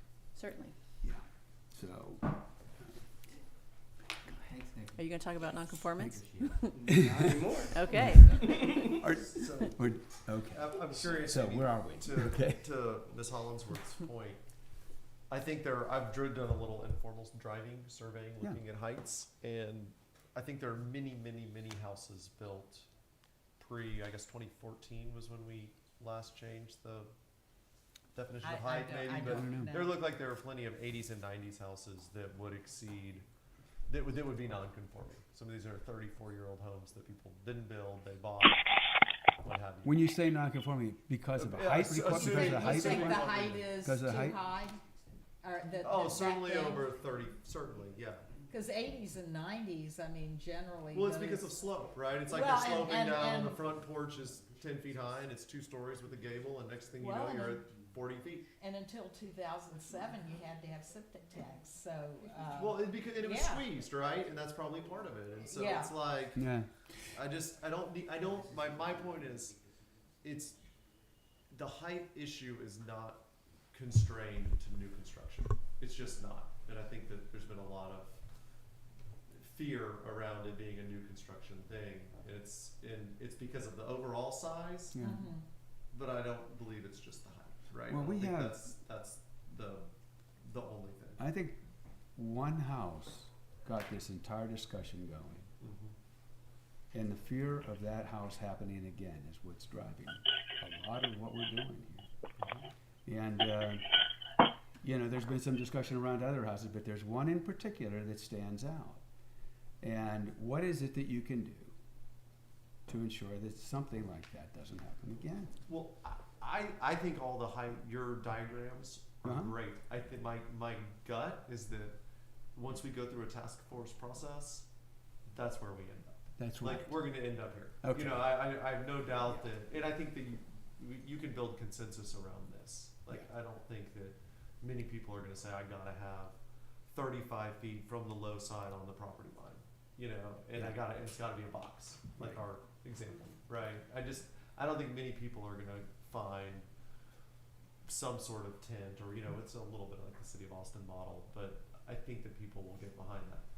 Well, with Austin and their McMansion law and the whole tent thing, I mean, I haven't studied Austin that carefully because I don't live there, but I did look, when the McMansion law came into effect, I was kind of interested, of course, because, they were having the same issues, of like Terrytown and small lots and all of a sudden these enormous houses that dwarf everything. And,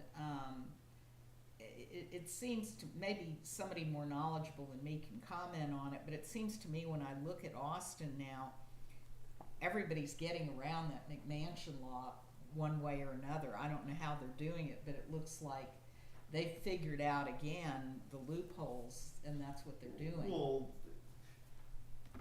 my personal, it's geometry, right? And Yeah. the lots are different. Yeah. Like, Rollingwood is different. That is not a solution for us exactly, but I think there's a framework there that might work, and it's kind of what Dave is already. Yeah, doing. I mean, Well, I'm agreeing so- with you, yeah. So but yeah, I think that, and that to me, the McMansion ordinance is a cautionary tale for us, because by and large, I think most people in Austin that supported McMansion for the purposes they did back in the day, probably if you ask them today, they would not consider it a success. Yeah.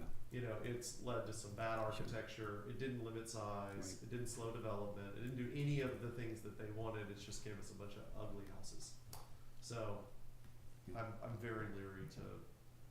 Oh, do I'm not something like that. proposing we do that, Yeah. but I am proposing that, we look at other cities perhaps that have successfully handled the problem. I don't know what those cities would be right now, I mean, Dave has done, a lot of good work here already. I don't know if you've looked at that. Aren't or, you nice? Well, to me, all I wanted to do was really kind of just get this in front of you folks' eyeballs.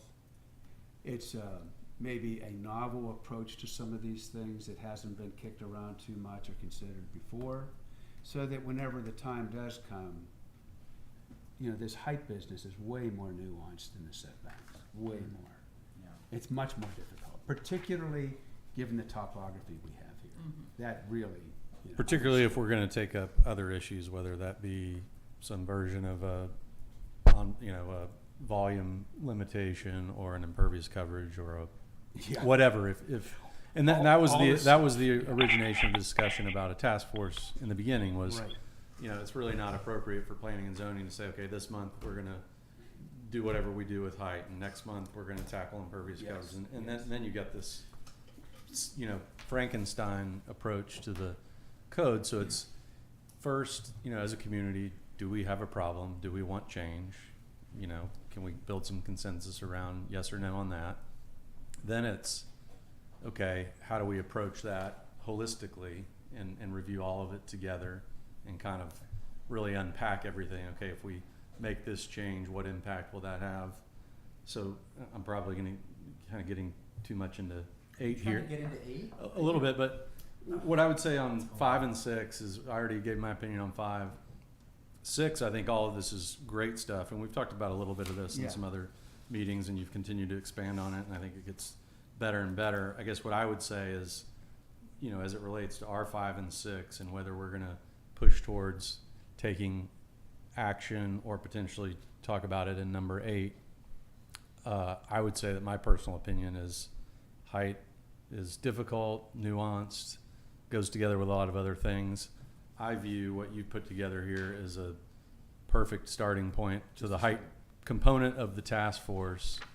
I personally feel like if we're moving in the direction of a task force, height should certainly be a big, maybe the lead component of that. So anyway, that's my opinion on 5 and 6. Before we get off of this, I want to make one more point, and it's at the bottom of the first page.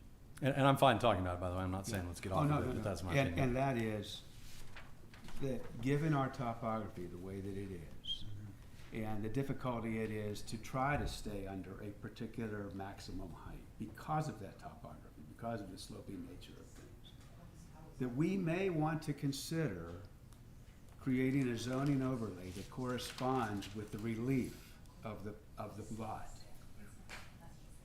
And this is a big deal. Yeah. This would be hard to do. It's like an R2. Yeah. Yeah.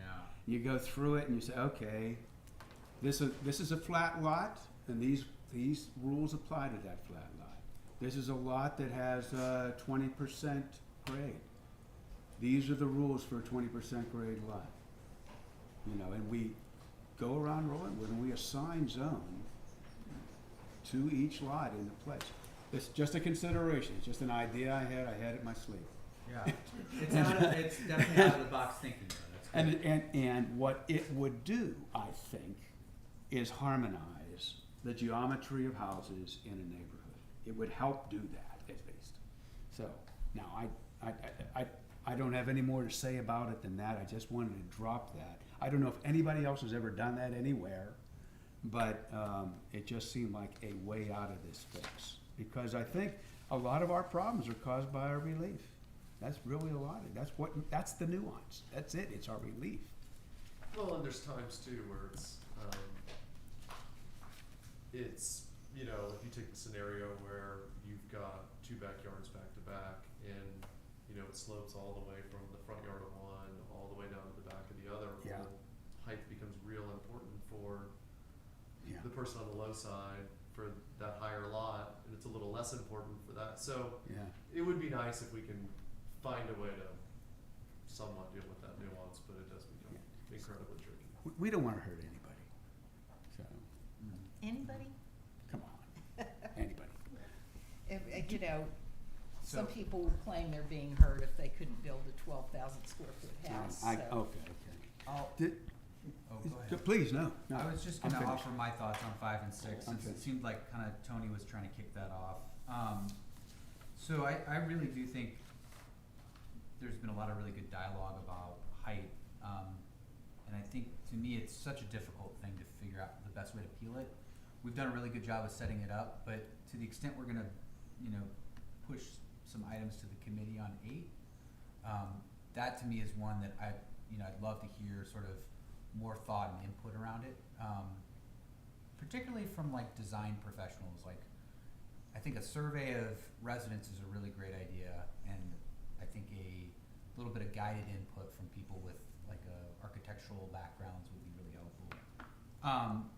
On 5, I guess, you know, I missed a meeting or two, or two. That's it. No more comment. But I guess I'm hearing that like there's some immediacy to it. Is it? Do we have? You seem comfortable with it, Tony, because maybe there's not as much concern about nonconformance right now, as it's currently drafted. Is that the? You know, we've talked a lot about nonconformance.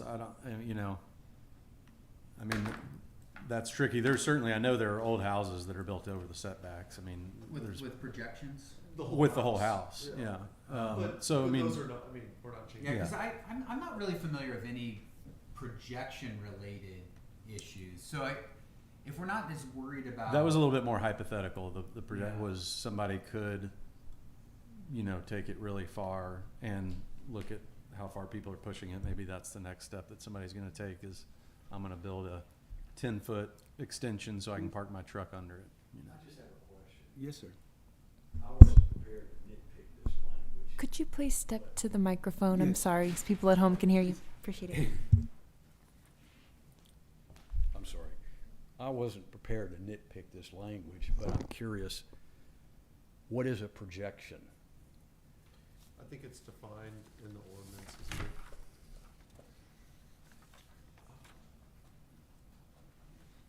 You use that word and it piqued my interest. Well, we've been using it for anything that, consider I think a it's called building that is encroachment in built the to the, code. to the property line. Consider a building that is built to the edge. Allowing something to hang over top of that is really what we're talking about. Something that goes So, an into the overhang. setback, goes into the setback. Is my air conditioner a projection? Well, that's a good question. But, No. but No. No. but Okay. you've got it. That's exactly some of the stuff that needs to be talked about. Well, go to the building on Park Hills Drive if you wanna see projections. Yeah. That's what we're talking But about. I don't think that, I don't think that projects. I into don't the think that setback. projects into the setback. I don't think think- it does. Yeah. Look Does at it? it, oh, yeah, go Well, look at it. well, How It far? does. Do we know I- how far? I think Ashley told us at one of the meetings, I think the most they've seen, they said they'd never Can't seen anything remember. more than 4 feet, I think. I on the- think it on the might building have plan. 5, but I can't be sure if they're necessarily projection in the setbacks. Mm. It's been a minute, but I can Well, refresh I on mean, it. I haven't gone on their property Yeah. to measure, but I've, you know, I've kind of walked around on the street and it sure Mhm. looks to me like they're projecting over. I mean, the assuming their setbacks. wall goes to the setback, then they're obviously projecting. the Right. setback. Well, There are some on conclude the, my on the right 5 side and of 6 that. yeah. discussion, and then I'll throw it back because I feel like I just wanted to kind of get my thoughts out there. So 6, I think, makes sense to go to 8, right? Like to a committee, because it's height, and it just seems too complicated for something to get solved by April 5th. I think, because I think ultimately where these 5 and 6 are being discussed is because if we want to get this set up for action taking, it would be by the April 5th meeting that we're talking about. 5, I guess I could get into the idea of the projections, because that does sound like that's something where there's not as much danger of nonconformity. Where I'd sort of put some question marks though is I feel like we're again making like some like interesting choices, like it's like we have exceptions to the exceptions, which is like you can't do this except this, but it can't be a bay, like a living space, unless it's a bay window, and then the bay window is okay, but it has to be 10 feet or less. And it just seems like we're getting real specific about things that we're like, okay, that's okay, but other things aren't. And so I just would be cautious about doing like stuff like that. That might be that what we could do is the quote unquote Band-Aid, where we say can't do projections except for eaves. And then to the extent we want to allow further exceptions beyond roof and eaves, maybe that's something that goes into the committee, right? Like bay windows, chimneys, air conditioning units, or something to that effect, just so that we've not started to try and hyper define what the exceptions could be. So what I hear you saying is you want to pare down the language that we've settled on so far. Well, I didn't want to say it that directly because I am appreciative of the fact that you guys put a lot of time and effort into that language. It was a And late so, night. Yeah, and so I don't want to be the guy that came in like 2 meetings later and was like, yeah, you know what? Yeah. So, you know, if that's where everybody wants to get to on April 5th, you know, I could get on board with it, with just the idea that we would also be open to further changes to that same provision come feedback from the committee. Oh, I think that's right. I think that's right in any case. Yeah. Should we go with this committee, I think that's right.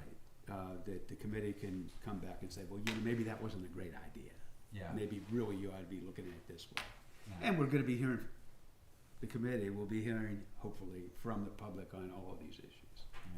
In an open Yeah, and the committee may make some, change that we've not discussed that would, make you rethink a bay window as an example, where you say, well, now because we're doing this, that Sure. maybe is not Yeah. applicable or appropriate or. I'm just not sure I even know what the definition of a bay window would be for. Well, the way that came about was very specific. We don't want people living in the setback, whether they're on a balcony or, you know, and there was a lot of discussion. There's that house across from the pool parking lot that kind of has an interesting cantilever along the driveway. Yeah. You know what I'm talking about? Mhm. Well, we have verified that that is not, That's not a problem. it's not cantilevering into the setback. Right.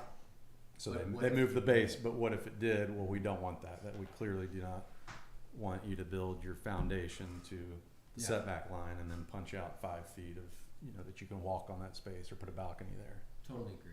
And I think that's everybody's like understanding of it, but it's until something like that was built. That And the engineer at one of our meetings said, no, we, you know, if it's marked as a balcony or living space or whatever, we have not been approving that. So we don't have any of that that's happened thus Yeah. far. The one caveat they said is if somebody had a eave that extended in there and it was not marked as a balcony Mhm. on the plans and then they went and put 2 chairs on there, well, maybe that there's a scenario where that could have happened, but you know, you can't solve for everything. Got it. Well, that's all I wanted to say on 5 and 6. So appreciate it.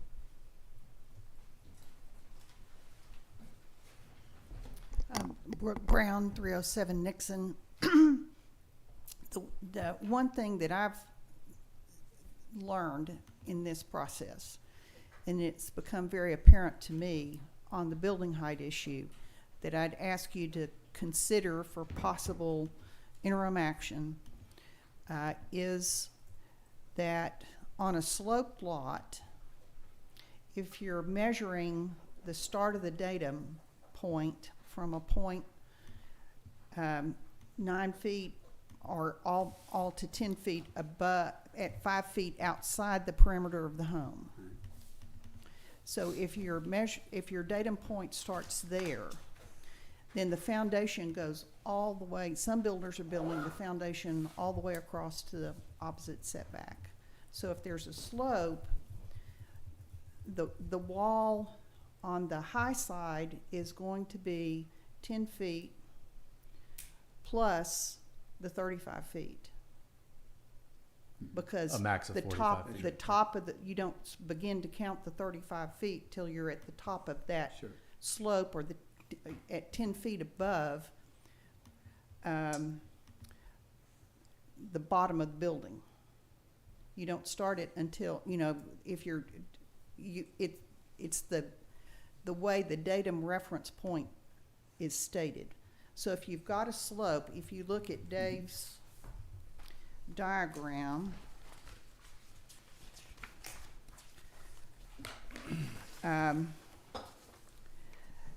you start under proposed, it's this diagram measurement approach.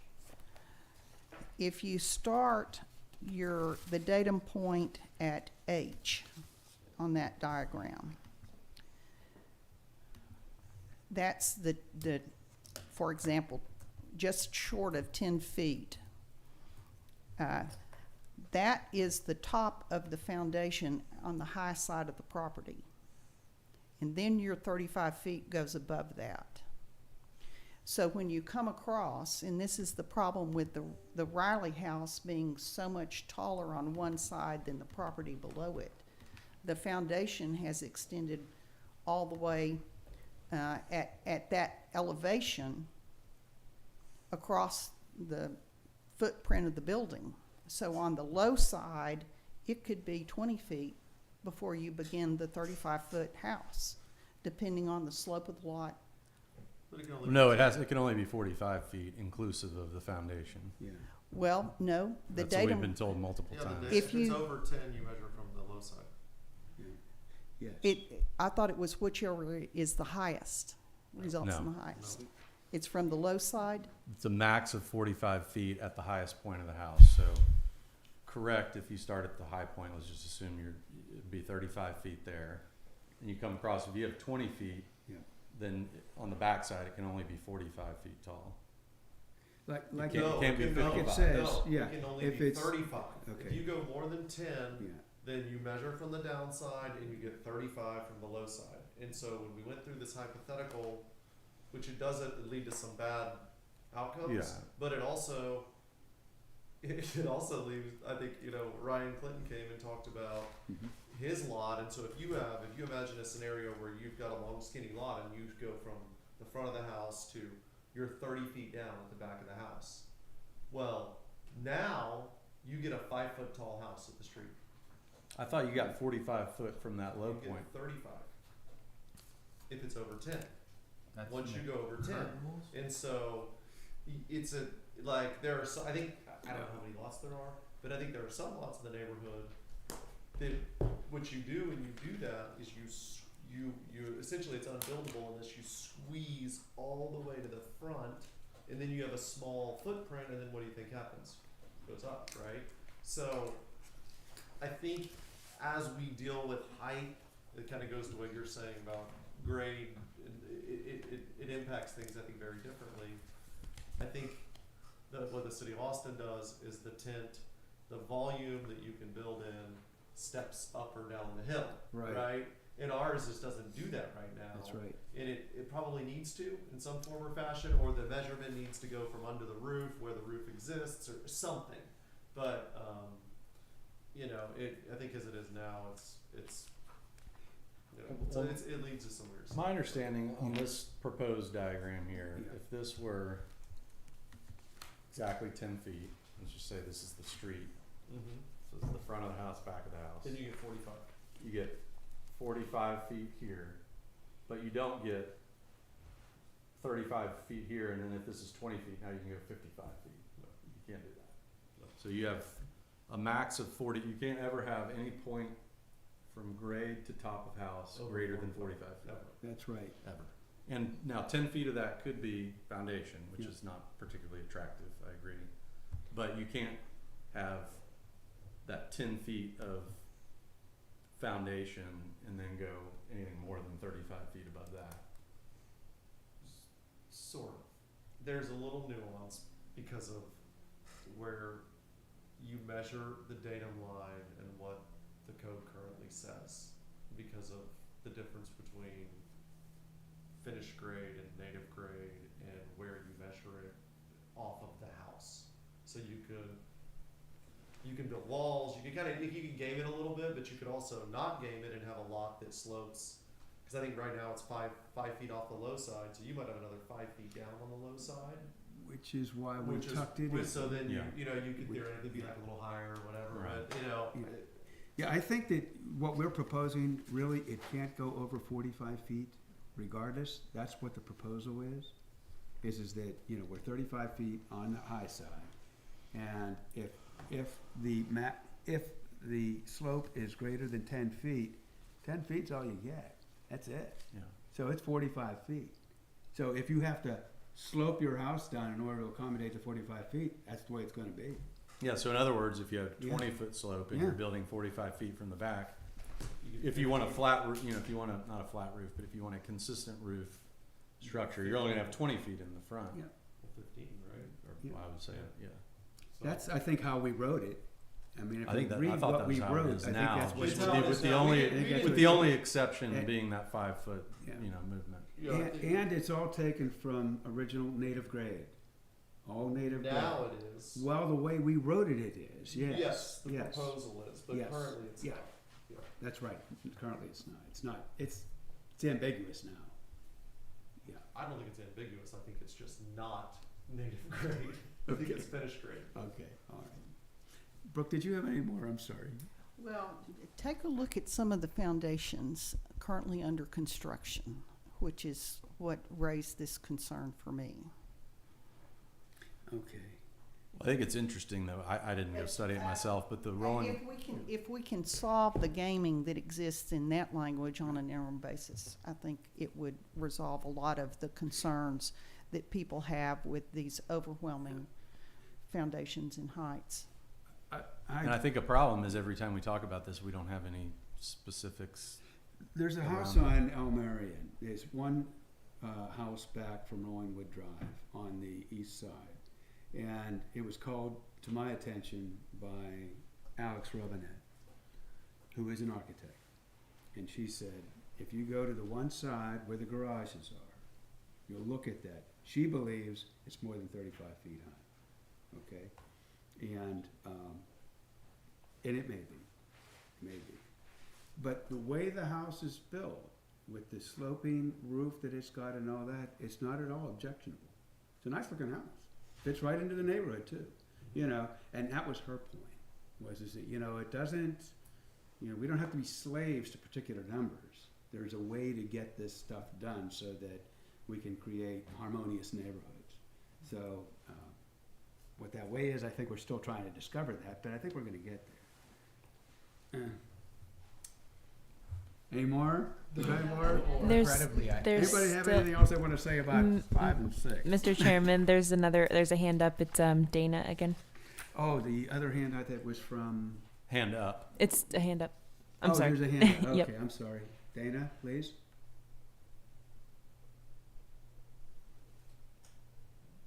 Do you have your mute Was on? it a Was that an old lingering hand or new hand? She had it down and then back up again. Dana, you're on mute if you can hear us. I think I got it off mute. Yes. Yep. Do you want me to? We can hear you. Do you want me to say my name and address again? No, it's fine. It's okay. Okay. On the committee, I'm all for a committee, and I actually think all these issues should be determined by the committee. For one thing, when you put something out there that all these builders or homeowners or whatever start designing towards that, and then when it changes again in 6 months, then they have to revise and design towards something else possibly. But the other thing about the committee is the names I saw, and I don't know if they've changed, but there need to be women on that committee, and I don't think there should be any city council people on the committee because this is a citizens committee. And I think if you watch a city council meeting, you can see what point of view each of the council members have, including people that are completely silent. So I just think it should be an all citizens committee, and that there should be definitely more women than practically all men except for 2 city council women right now. And then the other thing is that the price of the lots are just so expensive, and my guess is the builders or whoever on the Park Hill side of Rolling Wood, they bought a lot that is smaller than, some of the lots on my side of the city hall, and they probably paid about the same amount as they would for a larger lot, and they have to obviously put a house on based on the price they paid for the lot. So, you're just going to end up with these big houses, and that is the style. I mean, everybody said in 2007, 2008, 2009, nobody wants a big house anymore. But now we're in 2023, and everybody has a huge house, and 4,000 is probably on the I small think we side. need to stay on point here, Dana. So if you That's could wrap fine. up pretty quickly, I'd appreciate it. I just say they're building Okay. to what they pay for the lot, and they're putting everything they can on that lot. And I don't necessarily think it's a height issue, but they're building out to the easements, they're building up, they're doing everything they can to get their money's worth out of the lot. Okay. Thank you. All right. Okay. Any? Are we done with 5 and 6? I think we are. Okay. All I don't know if are we allowed to take 8 before 7? I feel like that would be helpful. Agreed. Yeah. Why don't we do that? Yeah. That's fine. We could take open a discussion around possible action on creating a residential code review Mr. committee Mr. and Chairman. appointment of committee members. I'm Is that sorry, wrong? real quick. So Yeah. because council did direct a public hearing to be held in April on both of these items, Right. we just want to confirm, is there any language changes to the documents presented that you would like us to bring back for public hearing? I was wondering if we could talk about 8, and then could we talk about that while we're talking about number 7? I think you can call them all up or return to 5 and 6. I just, before the conclusion. before we're done with 5 and 6, do Okay. we want to change any of the language that has been written so far?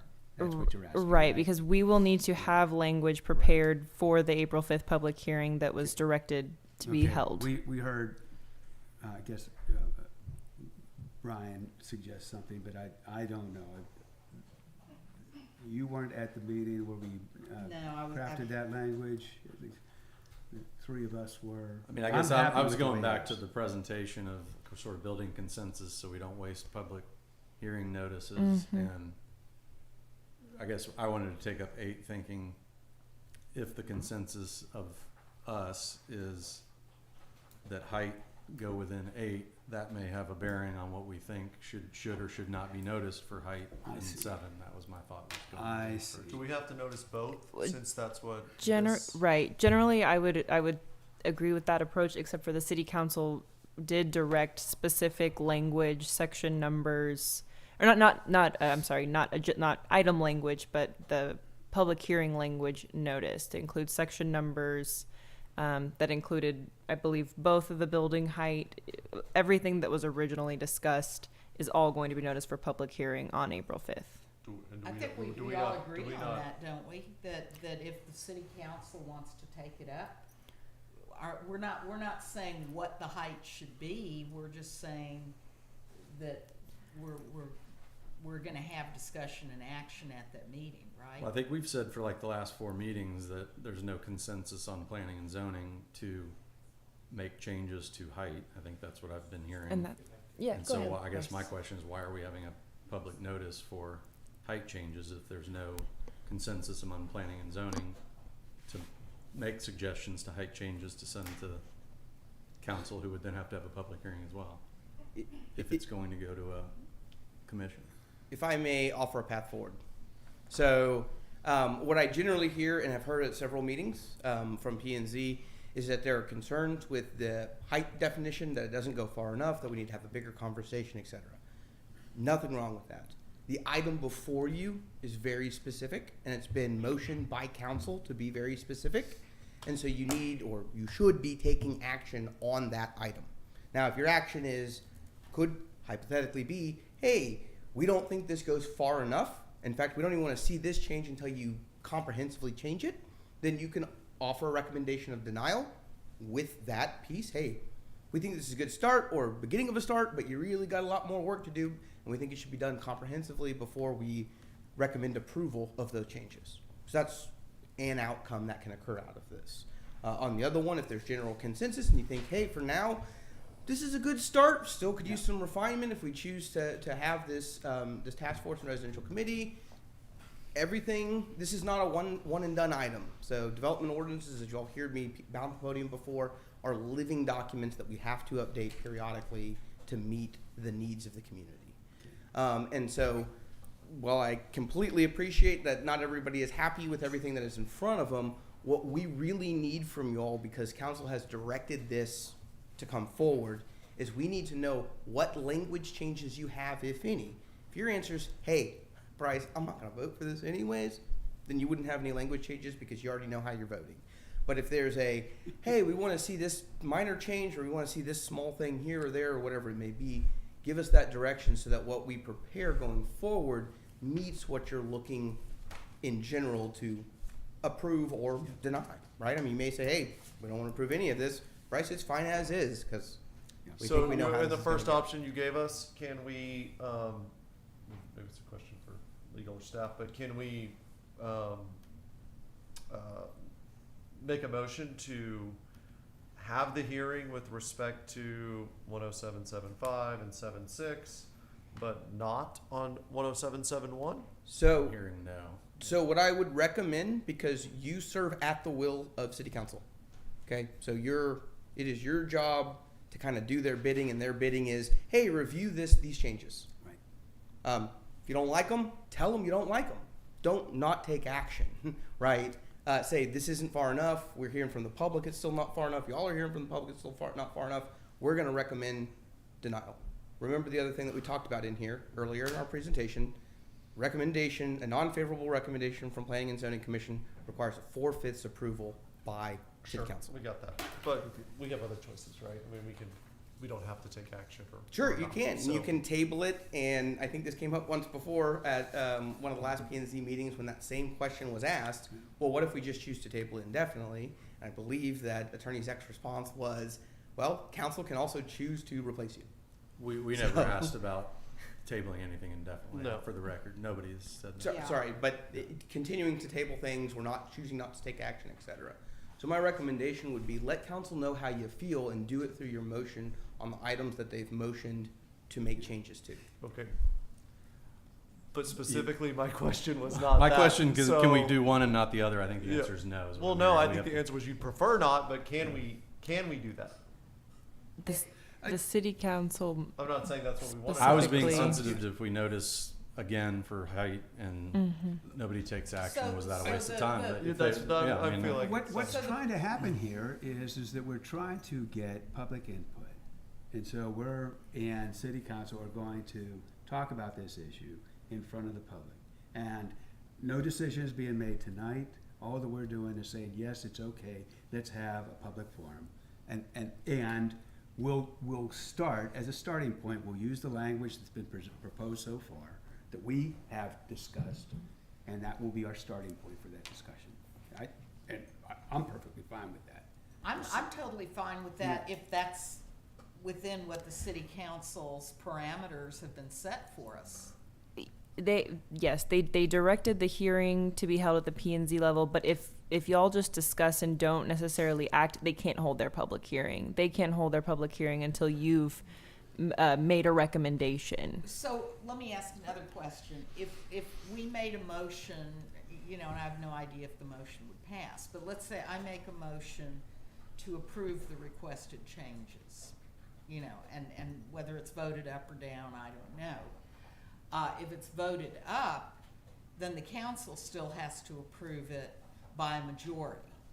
If it's voted down, the council has to approve it by a 4/5 majority. Right. Is that basically? Yes, to approve the amendment, for them to take affirmative action on it, it requires the 4/5 majority if a recommendation of disapproval or denial is made by Planning and Zoning Commission. Well, I mean, just for the sake of getting this to the council, I will make a motion to approve it then.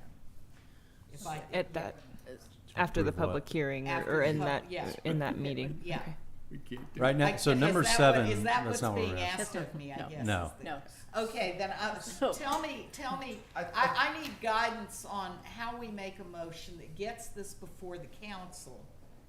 And I think No- Well, items. we're into 7 right And now, we- right? We're and we're we in, talked- we're in we full talked into about I think that a staff, long staff time was ago. asking for, do you have any additional direction on Yeah. the drafts that have been provided? Because they have got to go back and get everything prepped for our joint Right. public hearing if you choose to agree with council that yes, you think that would be beneficial. They're going to get everything prepped. We talked about trying to be able to have more documentation available further ahead of the meeting so that that public participation can hopefully show up for that joint public meeting. So that is different than the item 7, which is are y'all going to vote to approve The way it's worded is it? to set 2 joint public hearings. It doesn't say we have to approve or deny anything tonight, Correct. right? No. Correct. No. So all we would need to make a motion for is to set the 2 joint hearings with the city council.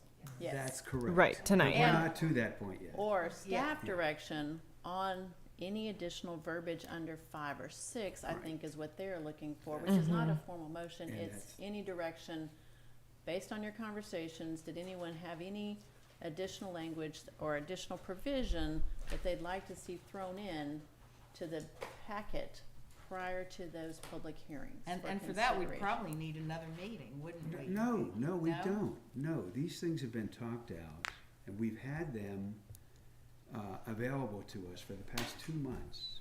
And we just talked an awful lot about them. They are nothing but a starting point, okay? We can use this as is and then discuss it in a public forum later. But is there anything that we discussed today, I think, aside from what Brian had said, that he just thought that there was too much specificity with regard to bay windows and things like that? But other than that, we haven't talked about changing any of the wording so far that's been drafted, far as I'm concerned, the wording that as drafted is perfectly fine for the next step. Can you make a motion then? There is no motion. We don't need a motion. We don't need a Before- motion. They're asking us a Before you- question, are we before gonna you- change it? so- And the so answer is, I don't can think I- so. Okay. I We're wanna not say, on one- subject. so, Yeah. we've had, I don't know how many meetings on this, but it's my feeling that we have consensus on the encroachments and we don't on the height. Right. And I feel like what I'd like to try to do is just lower the temperature Yeah, and try to get to a point where people on both sides of this issue can build consensus. right. And my gut is that if we go and to council with the height matter as part of it, then we're not gonna accomplish that. I think we're gonna raise the temperature, there's gonna be a lot of fear, a lot of stress, and if everyone feels like height is a complicated enough issue that's too intertwined with all the other, nails, so to speak, then it just feels like a waste of time and elevating stress in the community if this committee feels like we're just not at a place where we like it. With regard to the height, all we've done is pull back the 5-foot perimeter. That's all we've done. I understand that, but And that doesn't mean we're finished. It just means that's all we've done. It's not, I don't think it's a controversial thing. I don't think anybody understands why there is a 5-foot perimeter. do you think that if we send this amendment up to council, it's gonna get approved the way I we do. send it? I do.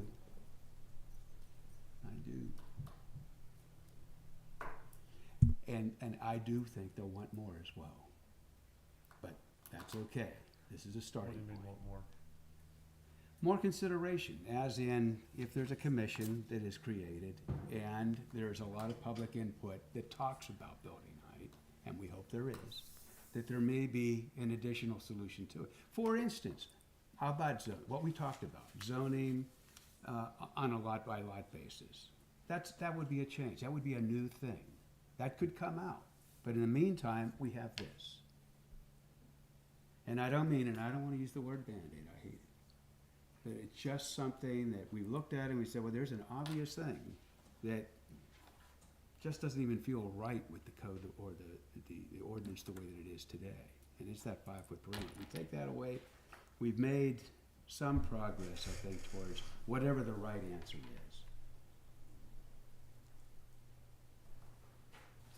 No, I mean, I like our ordinance.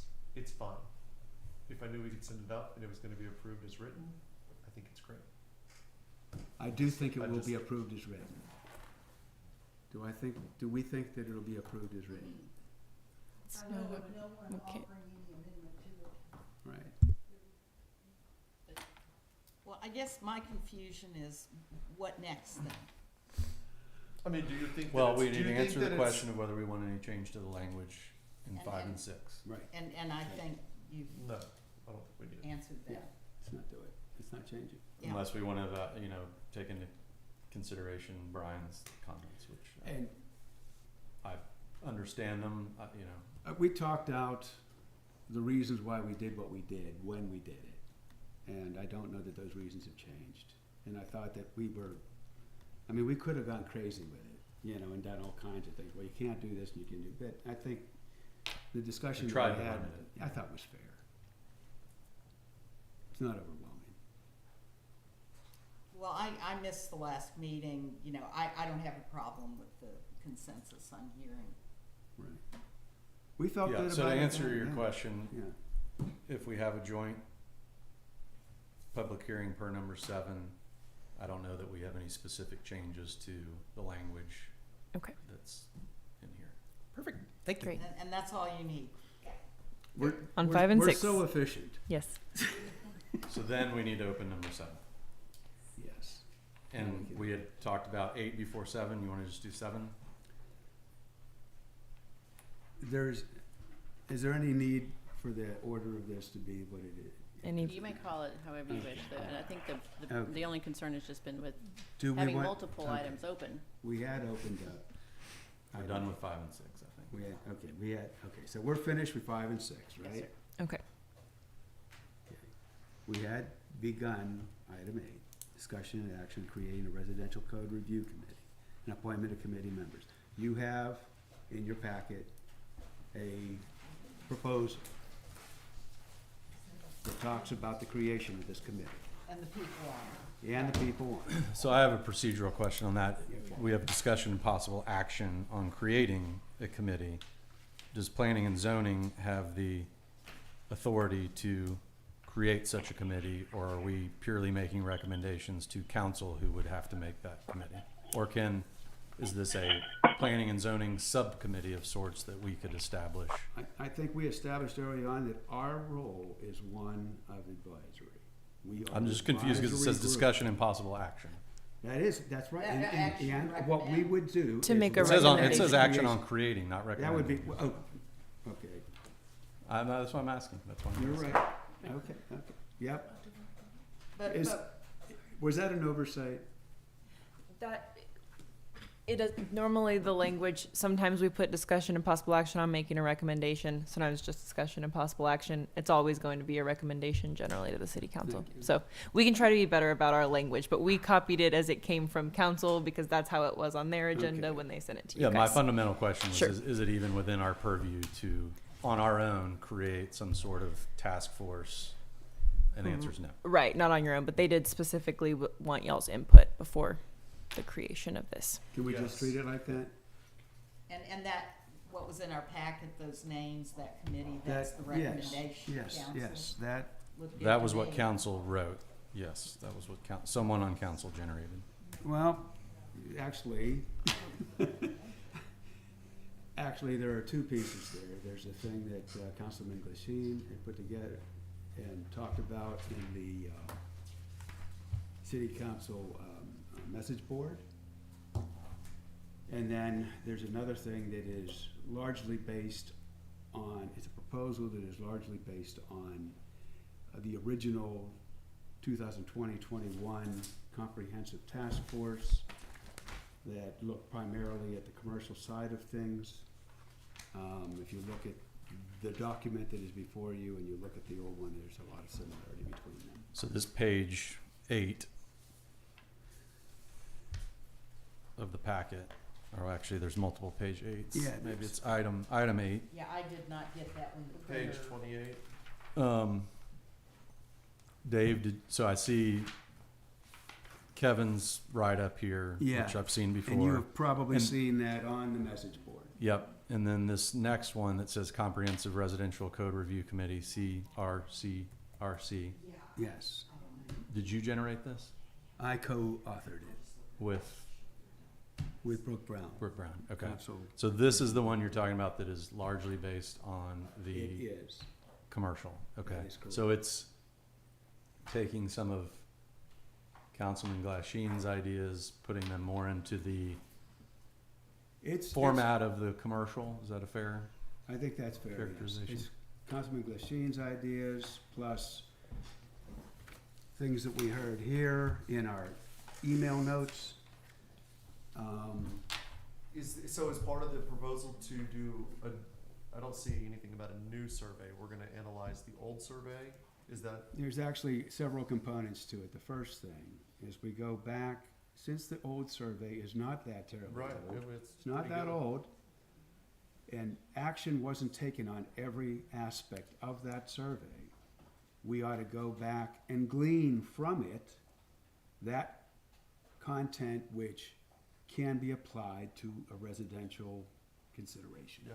Right? There's a lot of stuff out there. There's a ton, Yeah. there's so much. We ought to be checking out that, well, this counts, that doesn't have anything to do with it. We ought to be looking at and considering that as public input. And then we say, okay, now, based on the code that we have today, what of those things in the code are not addressed by what we had just gleaned from here? And how do we get public input on those items, if it's needed? Maybe it's not. Maybe oh, it's fine. You know, we don't have to do anything with it. But if there's something out there, I mean, I don't know if Building Heights is in that business, you know, that was done, you know, a couple of years ago or not. It might be. There were some comments. Okay, well, good. You know, then we ought to be using that. Let's take advantage of the stuff that's there, and then add to it as needed. And of course, and what this is, this body that would be created here would not be a rulemaking body, but rather an advisory body. Sure. Again, they would be coming up with some ideas, what might be, what's important, what we shouldn't be doing anything with at all. Let's leave this alone, doesn't need it, public doesn't care, or the public likes it the way it is. And then the next thing would be, it gets put into some sort of a package that then gets brought to planning and zoning Sure. for consideration. It doesn't go any further unless planning and zoning says it does. And I think it could be made granular so that individual pieces could go up or not. But nonetheless, So perhaps we might have another survey if needed at the discretion of the That's right. task force. Okay. Yeah, this Absolutely. says develop a plan for Absolutely. filling That gaps, was- yeah. but we don't want to do the survey again. We want to do new stuff that we don't know. More specific to this Exactly. task, Thank you. yes. Exactly. Yeah, I think there's a lot of good info in the old survey. If someone had the raw data and could parse it. instead And then of figure reading out how to it close the through. gaps, which is what this says. Let's right? do it. Okay. I think that's a great idea. I would say, as I've been thinking about this between the last city council meeting, when this was talked about, and now, and going back to the fact that we all kind of agree that one or maybe a few specific houses are the impetus for all of this discussion, I would say that my view, that people on this commission, I think it would be super helpful if, say there's 6 people, if you said, hey, let's find the 6 worst houses, right? That maximized everything, or the ones that just keep coming up. This house seems too tall, it encroaches on the neighbor, this one's too, max everything out. And have each person assign one of those houses and unpack it, because really what we're trying to do is, how can we prevent this house from happening again? Sure. So go in and look and say, here's what they did with city staff. They built to all of the setbacks line, every single one. They, maximize height with a flat roof, every which way. They got 4 stories out of it because of the slope of the lot. Maybe they find that Councilwoman Brown's comments were right, that something was gamed even with the current code, and it's more than 45 feet, whatever. Go unpack that and say, here's my report on this problem house. Here's all the things they did. Because once you go through and start coming up with maybe a set of recommendations of things we'd like to change, well, now let's take that with Alex and Duke, and maybe with Kay Freeze, or if you solicit input from a builder, whatever it may be, and say, okay, we have some ideas for how we might have changed that house to be more consistent with what we all want here. And let's now apply our ideas to that specific house, and what would a revised version look like using these ideas, and are we happy with that? Would that have solved that problem, and we wouldn't have had such consternation? I think that would be, because I think the biggest problem I have, and we've been talking off and on about height and some of these changes for years since I've been on this, but what we've never had is specifics. It's always, well, we hear that some of these houses are taking advantage of this, that, or the other, but nothing that's specific. I think if somebody could go in with those houses and say, here's everything that was done, and here's what you could do differently to have made it better, whether it's some of your ideas on height, or maybe you're reviewing back to some of the protrusions into the setback, whatever it is, but just get very specific with houses. And then I think it needs to be, at least Ryan Clinton has a sloped lot, but taking the input of sloped lots, and so that you can then say, okay, here's our cumulative ideas. Now let's go pick an undeveloped lot, and what can you do with this particularly sloped lot with this new set of guidelines we've kind of come to some general agreement on, and does that work? And architect, builder, engineer, does that work? Considering the drainage issues that we have and all that. I think right now, you're kind of talking about the specifics about how to execute a commission like this. What will it do exactly? Yeah. And I think, to me, there's some ideas in there where we extract information from information that's already available. okay, and so on. But this being an open meeting format, where it is, and it is suggested that these meetings would take place just before every P and Z meeting and every city council meeting. And these are open to the public, and that anybody can come and express their ideas on how to proceed. What's the best way? Or provide examples, maybe, of offending spaces that need to be considered. The idea here, it's a workshop. You know, it's effectively that. These guys, it's gonna be a workshop where many things will be considered, and you try to get to a best practice. And then you make that best practice recommendation to planning and zoning, and then upward up to city council. So what I'm hearing tonight is really the issue is, do we create a committee? Who's gonna, you know, if there are citizens that have already agreed to be on it, who's gonna be on it? But we can't work out tonight the internal No, construction of it. No, and I'm just talking about, it's a discussion. And those are great ideas, I think probably for time purposes, we would need to just decide, do we wanna do it? yeah. And clearly, there's not a consensus in the community, so, I don't Yeah, I guess know. my I don't know. overwhelming- I do think that there's an awful lot of people that are saying, yeah, the commission's the way to go. Yeah. This is no, what should I'm happen. Yeah. not saying that about Oh, the commission. A I'm consensus saying on the about changes, any changes, Oh, whether yeah, there should changes, be yeah. or. No, I think the commission should happen. Yeah, and there may be, probably will be, a lot of recommendations that don't do anything. They come out of this. That's my guess. Well, there are certainly citizens that feel that way, No, I think so the commission that, might say, well, no, what we're doing is fine. We don't need to do any Yeah. more with that particular thing.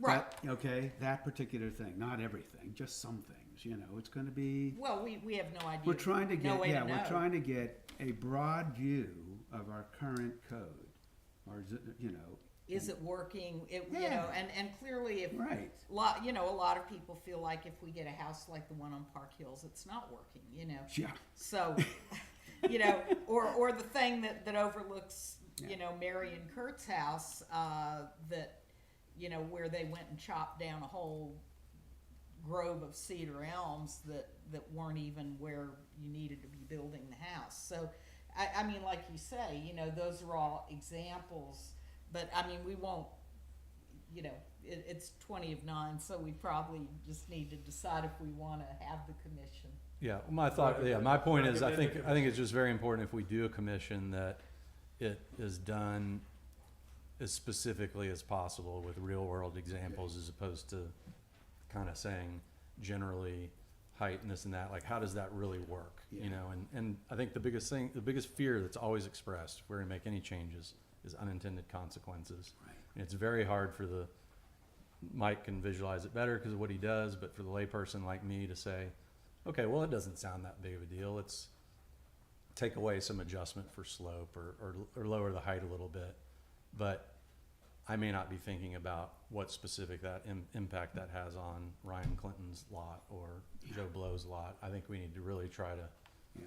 Well, take those thoughts and apply them in a real world practical I was example pleased with to see input. Alex on the committee. Yeah, 'cause she's I think an architect. if we could have the whole thing full of, experts, I think that would be ideal. We don't have enough Well, of them to do I that. know my eyes glaze over sometimes, when people start getting very technical about this, because that's just not my area, Right. and so I would not want to be on such a commission. I would want to see people who have technical knowledge. Right, and to the extent that they feel like you don't have enough, we've got an engineering firm that can weigh in. I'm sure they could, go get outside opinions that would. What, if this goes the way I'd like to see it happen, there's gonna be, a report on a regular basis, at least to city council, on a monthly basis, on progress and what's being done. Approach, how far we've gotten, and so on. And the way it's written is it looks like it's a 6-month effort. I think an awful lot can be done in 6 months. Well, I hope it can be done as quickly as possible. Well, yeah, I think a lot could be done in 2 months. I mean, I've served on enough bar committees, Yeah. you know, where people, all they wanted to do was talk about generalities and not specifics, and so, you know, everything the committee did Yeah. evaporated into thin air before long. Brooks probably had the same experience sometimes, but I've served on many committees Well- where we, you know, if you don't come up with specific recommendations as to what can happen and just come up with generalities, your committee will have accomplished nothing. Right. Yeah, that's kind of what I was saying. Yeah. I do think it's good. I see here that y'all added a concept of, you know, if other people want to, you know, maybe haven't got wind of this, if they want to apply, I think that's good. One of the things I mentioned, Kevin asked me for some opinions on this at one point, and I've had several people say they would like to be considered for it, and there's been no process for it. It's just sort of been, these names have been assigned up to this point, so I think it'd be some good of those to, people have been considered are in that list. yeah. I'll bet you.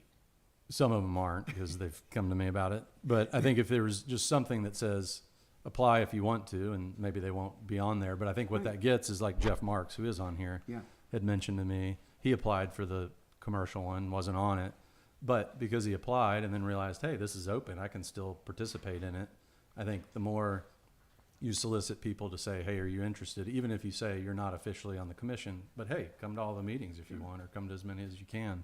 I think offering people the ability to say, I'd like to be a part of this, even if they're not on it, it will engender participation from them, as it did with Jeff on the commercial one. So I think I like that amendment here. Thank you. And I would like to, I'd said I couldn't commit fully to it, but I certainly hope to join as much as I can. Well, a quick question, Open Meetings Act question for the attorneys. If we have a commission and a certain number of our commission members show up for it, are we in violation of the Open Meetings Act? Well, we'd probably want to post that as a notice of a possible quorum if you're going to participate and deliberate in discussions or items that are going to be coming before the Planning and Zoning Commission. Because normally a lot of citizens committees may just, you know, go to a restaurant and meet or something like that. And so if we all decide we're going to show up for these committees and participate, and all of a sudden a quorum shows up, then it's a different kind of meeting. Is that true though Well- for us, because we are not, we don't deliver actionable items. All we are a recommendation body. What difference does it make if several of us show up at? Well, these will be open meetings, so that's Yeah, a question. it's an So this open is an hearing. open meeting. Yeah. If I 4 don't- planning I and don't zoning see how members it show would up to matter. one of these meetings, is I that a don't see how problem? it would matter. So how do, I mean, I have not served on an informal commission in Rollingwood. How does it work? Seems very formal if it goes this way, because it's open What's meetings. proposed is right? very formal, Yeah. yes. And so, I mean, but it's still, to me, it's the recommendation to council. Council Right. will decide and determine the parameters of the committee and the rules it's going to abide by. I would assume, not sure what the direction was coming from council to planning and zoning, but So this would not be an informal committee structure where they elect a chair and then they all go pick a restaurant or a coffee shop to go meet at and Right. come up What's with in this write-up Not is the way it's open- presented. Not the Open way it's meetings, presented, it says the okay. members are gonna Yeah. be subject to open meetings training. That's right. Yeah. And if So that, that would be Yeah, my question. If this were My computer approved. died, so I Yeah. can't, I'm not reading that. So if And it says and- that, then never mind. Yeah. And that language was lifted directly from the previous task force. So maybe that's a question. So yeah, my specific And so I question is don't- if and I this don't were know how approved that- as yeah. written, and maybe this Okay. is a question from the commercial, if this were approved as written and they're all open meetings, if 4 planning and zoning people showed up, is that a problem because it's a quorum, or is it not because it's an open meeting that's been posted? we typically advise that if a quorum of any other board or commission Okay. is going to be showing up for items or discussion of information that comes to direction, but we would certainly have that conversation with staff and make that determination. But they are discussing the residential zoning code provisions, which are coming to P and Z and council. So does that mean you don't know? Well, it means that based on the limited facts that have been Yeah. presented right here and now, I'm not Right. gonna give you 100% answer. Okay, okay. So we'll have to see, but either way, if I'm in if my not, place, we I'm could okay. make sure that we don't have a quorum if people are I mean, gonna it's show no up. different than 4 council members showing up here, right? It's the same hypothetical. Yeah, Right. yeah, yeah. So, yeah. Yeah, I they- think, I think it's the same hypothetical, right? Basically. Well, again, to me. So if Dave's on it and he's on planning and zoning, That's there right, prob- I'm there all probably right, should yeah. not be more than 2 other planning and zoning people at any given And meeting. we, Kevin's, Glasheen's original proposal was to actually have 1 or 2 city council members on this thing, which I'm not sure is a good idea. That feels a little incestuous to me. Yeah. Yeah, and I think they can, 1 or 2 can show up to the meetings if they want. But if They they just don't have show to be up, yeah, officially yeah. on They the, can yeah. just show up. I think that's yeah. great, yeah. And I mean, I suppose any, whether it's council or us, we could even designate members to attend if it was gonna be a problem. And I think for the last strike force, there was a designated member from each border commission. So I think that's kind of what kept it. I'm sure on occasion a couple others from other boards and commissions would show up, but there was a dedicated one. So I think that's what kept there from being violations. And I guess somebody, if too many people showed up, somebody could leave if it was a problem. We have kicked people out before. So, So shall we make a It's a motion? motion. I'm gonna make a motion to recommend this committee on Second. number 8, as written and proposed. I'll Give me a second. second, thank you. okay, we have a motion to recommend the committee. All in favor, say aye. Aye. All opposed? Motion carries. Yay. I feel better. Thank you Alright. for your work on this. Yes, I think this was great. And I Great work. apologize if I asked any questions I wouldn't have asked if I'd been here in January. so. No, you're lovely.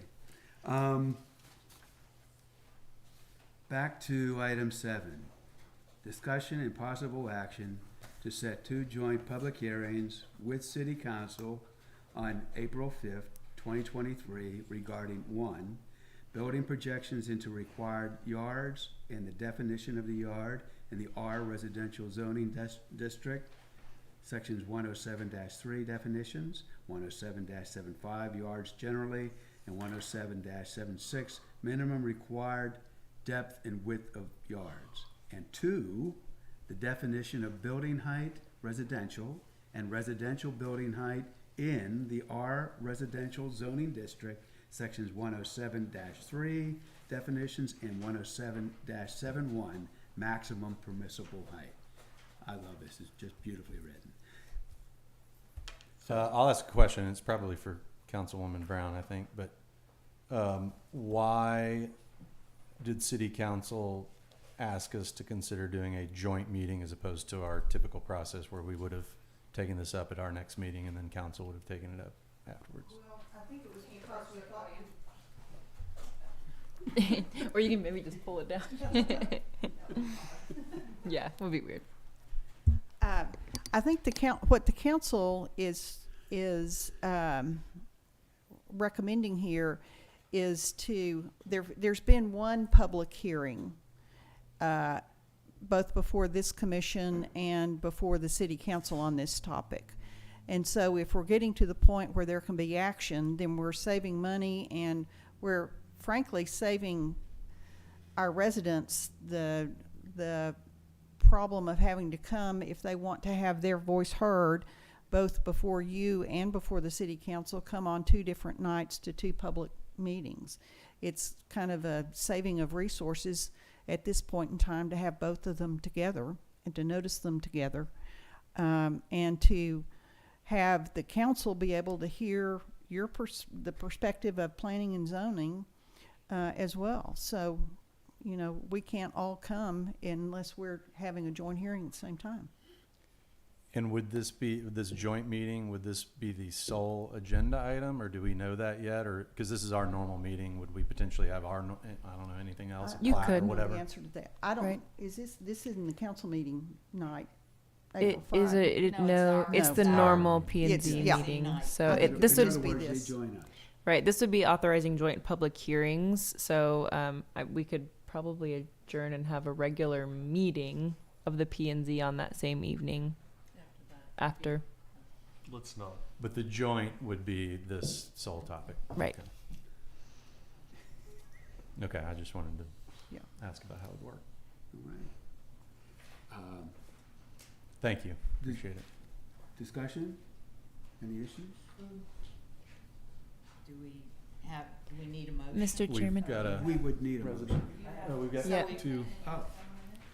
All right. Shanti. Oh, I'm sorry, this is where, okay. Okay, let's open this up for public hearing right now. Public comment. Public comment, excuse me, public comment. Shanti? Okay. Can I hand out something first? I've made a few copies. I'm not sure. I think I have enough for all of you. Maybe what I'm going to talk about. Let me give you something. Take a minute. Oh, that's fine, take your time. Don't have it all together.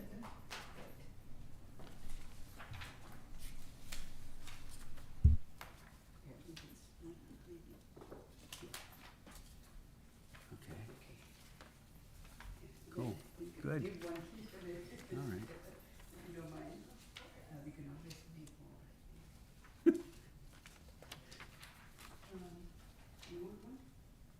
No. Oh, you want one, okay. You want one? There you go. And here's one. Now give me. This one, this Why- one. Why, this looks like the history of Park Hills. Well, Murder house No, this is motel. Timberline, right? okay. One of them. Shanti Jaykumar, 3309 Park Hills Drive. I have brought these two, and one of them has got 3 sheets, which shows you the house that was there before, and then the transformation. That should be June 2022, that's. Right, I think Oh, May what did I have 2022, there? yeah. Yeah. Oh, June okay. 21 I was was so this confused. picture was taken in June 21 And of that- the that- old house. And then the next one's May of 22. I Yeah. think. Yes, Yeah. May of 21. No, May of 21. Oh no, No, no, May of sorry. 22. May of 22. Sorry. Yeah. I was in a hurry, sorry. So you get the progression there. And then September of 22. That's a different picture. So in 2005, in 2002, up until 2002, we mostly had septic systems. And in 2002, we got our sewer lines put in. And 2002, Was it? yeah, yeah. We got it mine was- officially, well, not every house, but we got most of it done because we started. Anyway, the point is we all had septic fields, so we had to set our houses back considerably. Some people had septic tanks, but our house was built where we had to have 2 big, drainage fields. So our house was set way back, and we used to shift between one and the other. Every month you change where the On the solstice, yeah. yes, exactly. Anyway, once the sewer line came in, then, of course, people had all that land to build, almost up to the curb, so to say. So in 2005, Flo Macklin, who was, many of you knew her, and I started seeing changes in Rollingwood that were taking down of buildings and new construction coming up. So we decided to do a photo project of every single house in Rollingwood. And she and I went around over a period of time, took pictures. I have 2 big albums of every single home in Rollingwood, the way it was in 2005. Some of the houses had already been torn down, so we didn't have those pictures. And then we went back in as and when some new houses got built and started taking pictures and putting it in the back of the sleeves where we had the original picture. And then we also got from people information about when the house was built, how much they paid for the lot, and that was very ambitious. We didn't get far with that, but I have some of that information. Anyway, long story short, this picture was part of that project when, the house was the way it was. It was an empty house for a very long time. It needed to come down, all of that said and done. But you can see now how far forward the new house has come in. And I'm not questioning, we have engineers to see whether it is 10 feet, 20 feet, 30 feet, whatever is required. That's for them to decide. But I just wanted to also give you all an idea of a new building and an old building, how the new one overpowers the older one. What it has done, I think, to a large extent, taken away the privacy of some of those people that live in the, older model homes. And when we talk about property rights, everybody has property rights, not just the builders, not just the new home builders. It also comes to people who have lived in Rollingwood for 30, 40, 50 years and have smaller homes. They have property rights too. And we need to think about that when we talk about property rights, okay? And I also wanted to stress, some of you have talked about the harmony, want to preserve the harmony. And to a large extent, when we first moved in 83, it was 1,800 square feet minimum. That was a code requirement. You cannot build anything lower than 1,800. We all came up to 3,000. We thought that was big. Little did we know what was in store once the septic fields were removed, and we are where we are now. So I feel that spec homes, generally speaking, I don't want to generalize, but having gone around and taken pictures, this is my observation. They tend to push the limits on interpretation of our codes. Therefore, I'm very highly appreciative of all the work that you all have put in over time. And also the drainage issue. A lot of these homes have created drainage issue for people who are downslope. And that's against state law. Attorney can tell us that. Your property rights end at your curb, where then somebody else's property rights pick up from there. So we need to be cognizant of all these issues when we come up with code regulations. Protect both, okay? And I am not in favor of being able to do whatever you want on your land, but that has to be modulated by determining how you are affecting your neighbors. Some people have told me they are very anxious when they go to their bathroom to have a shower because some of their neighbors can look right in through their windows, We shouldn't have to feel that way. Or not be able to use your backyard with privacy or your pool with privacy. So I don't have answers. I just wanted to share this with you guys and make sure that some of these salient features of what's going on in our neighborhood. I'm a historian and I'll keep track of that, but that's the reason I brought these pictures, because I have it and I have some of that information. If y'all wanted to ever look at something, I'm happy to share it with you. I know it's been a long meeting. Thanks very much, Shanti. Thank you. These are great. I don't think anybody would have thought to take a picture of that. Got one more. Okay. Dana? And her hand's been up since she talked earlier, so Oh, I really? don't know. Is it? Yeah. Okay. All Dana, right. do you have anything new? Or is that just an old hand raise? I guess All nothing right.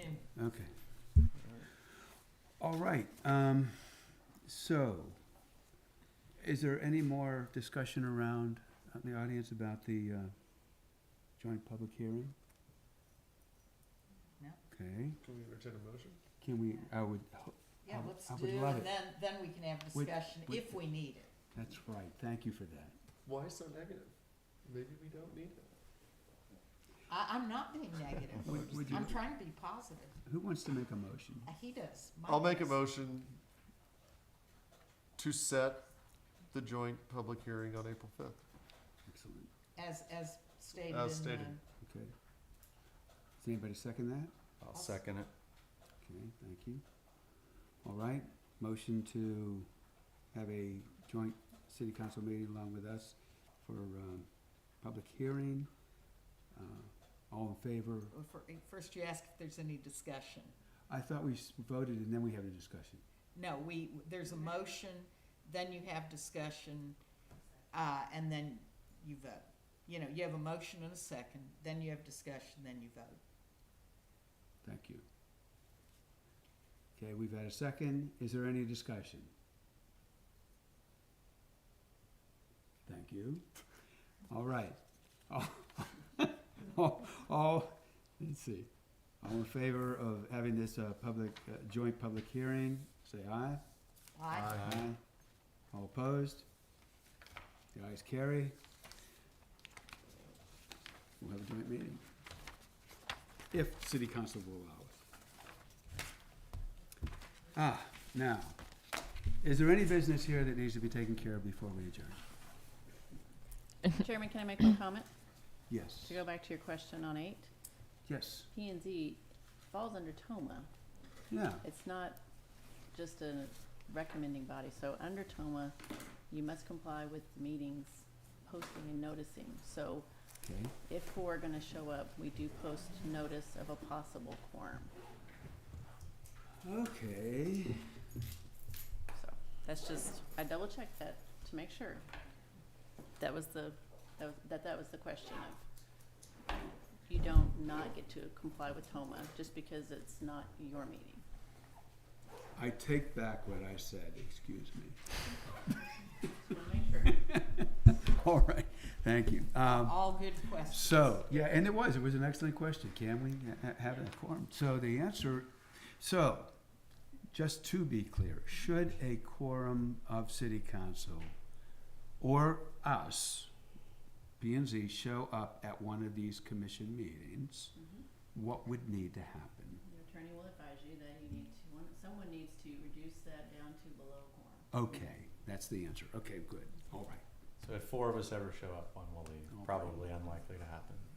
Yes, yes, Yeah, it's yes, it is. But Very but you like to be, you want to Yeah. be ready. It was a good question. All right. Do we have anything else to discuss? Okay. I don't know if this is the right place to do this, but at some point, I would like to get us assigned email addresses so that people can send us things. I don't know if this is the right place to do this, right time. I might We- send a letter to somebody, but I would like to get it. First off, that's not on the agenda, so we'll definitely discuss that. Technology limited, I'm not sure that's something that we would do at the city level, but we can discuss that offline and see if an We'll do agenda it. item needs to come up. All right. Great first meeting, Dave. Thanks for stepping up. Do we have a motion to adjourn? No. I move that we adjourn the All right. meeting. Second. Okay. Okay. Aye. Thank you.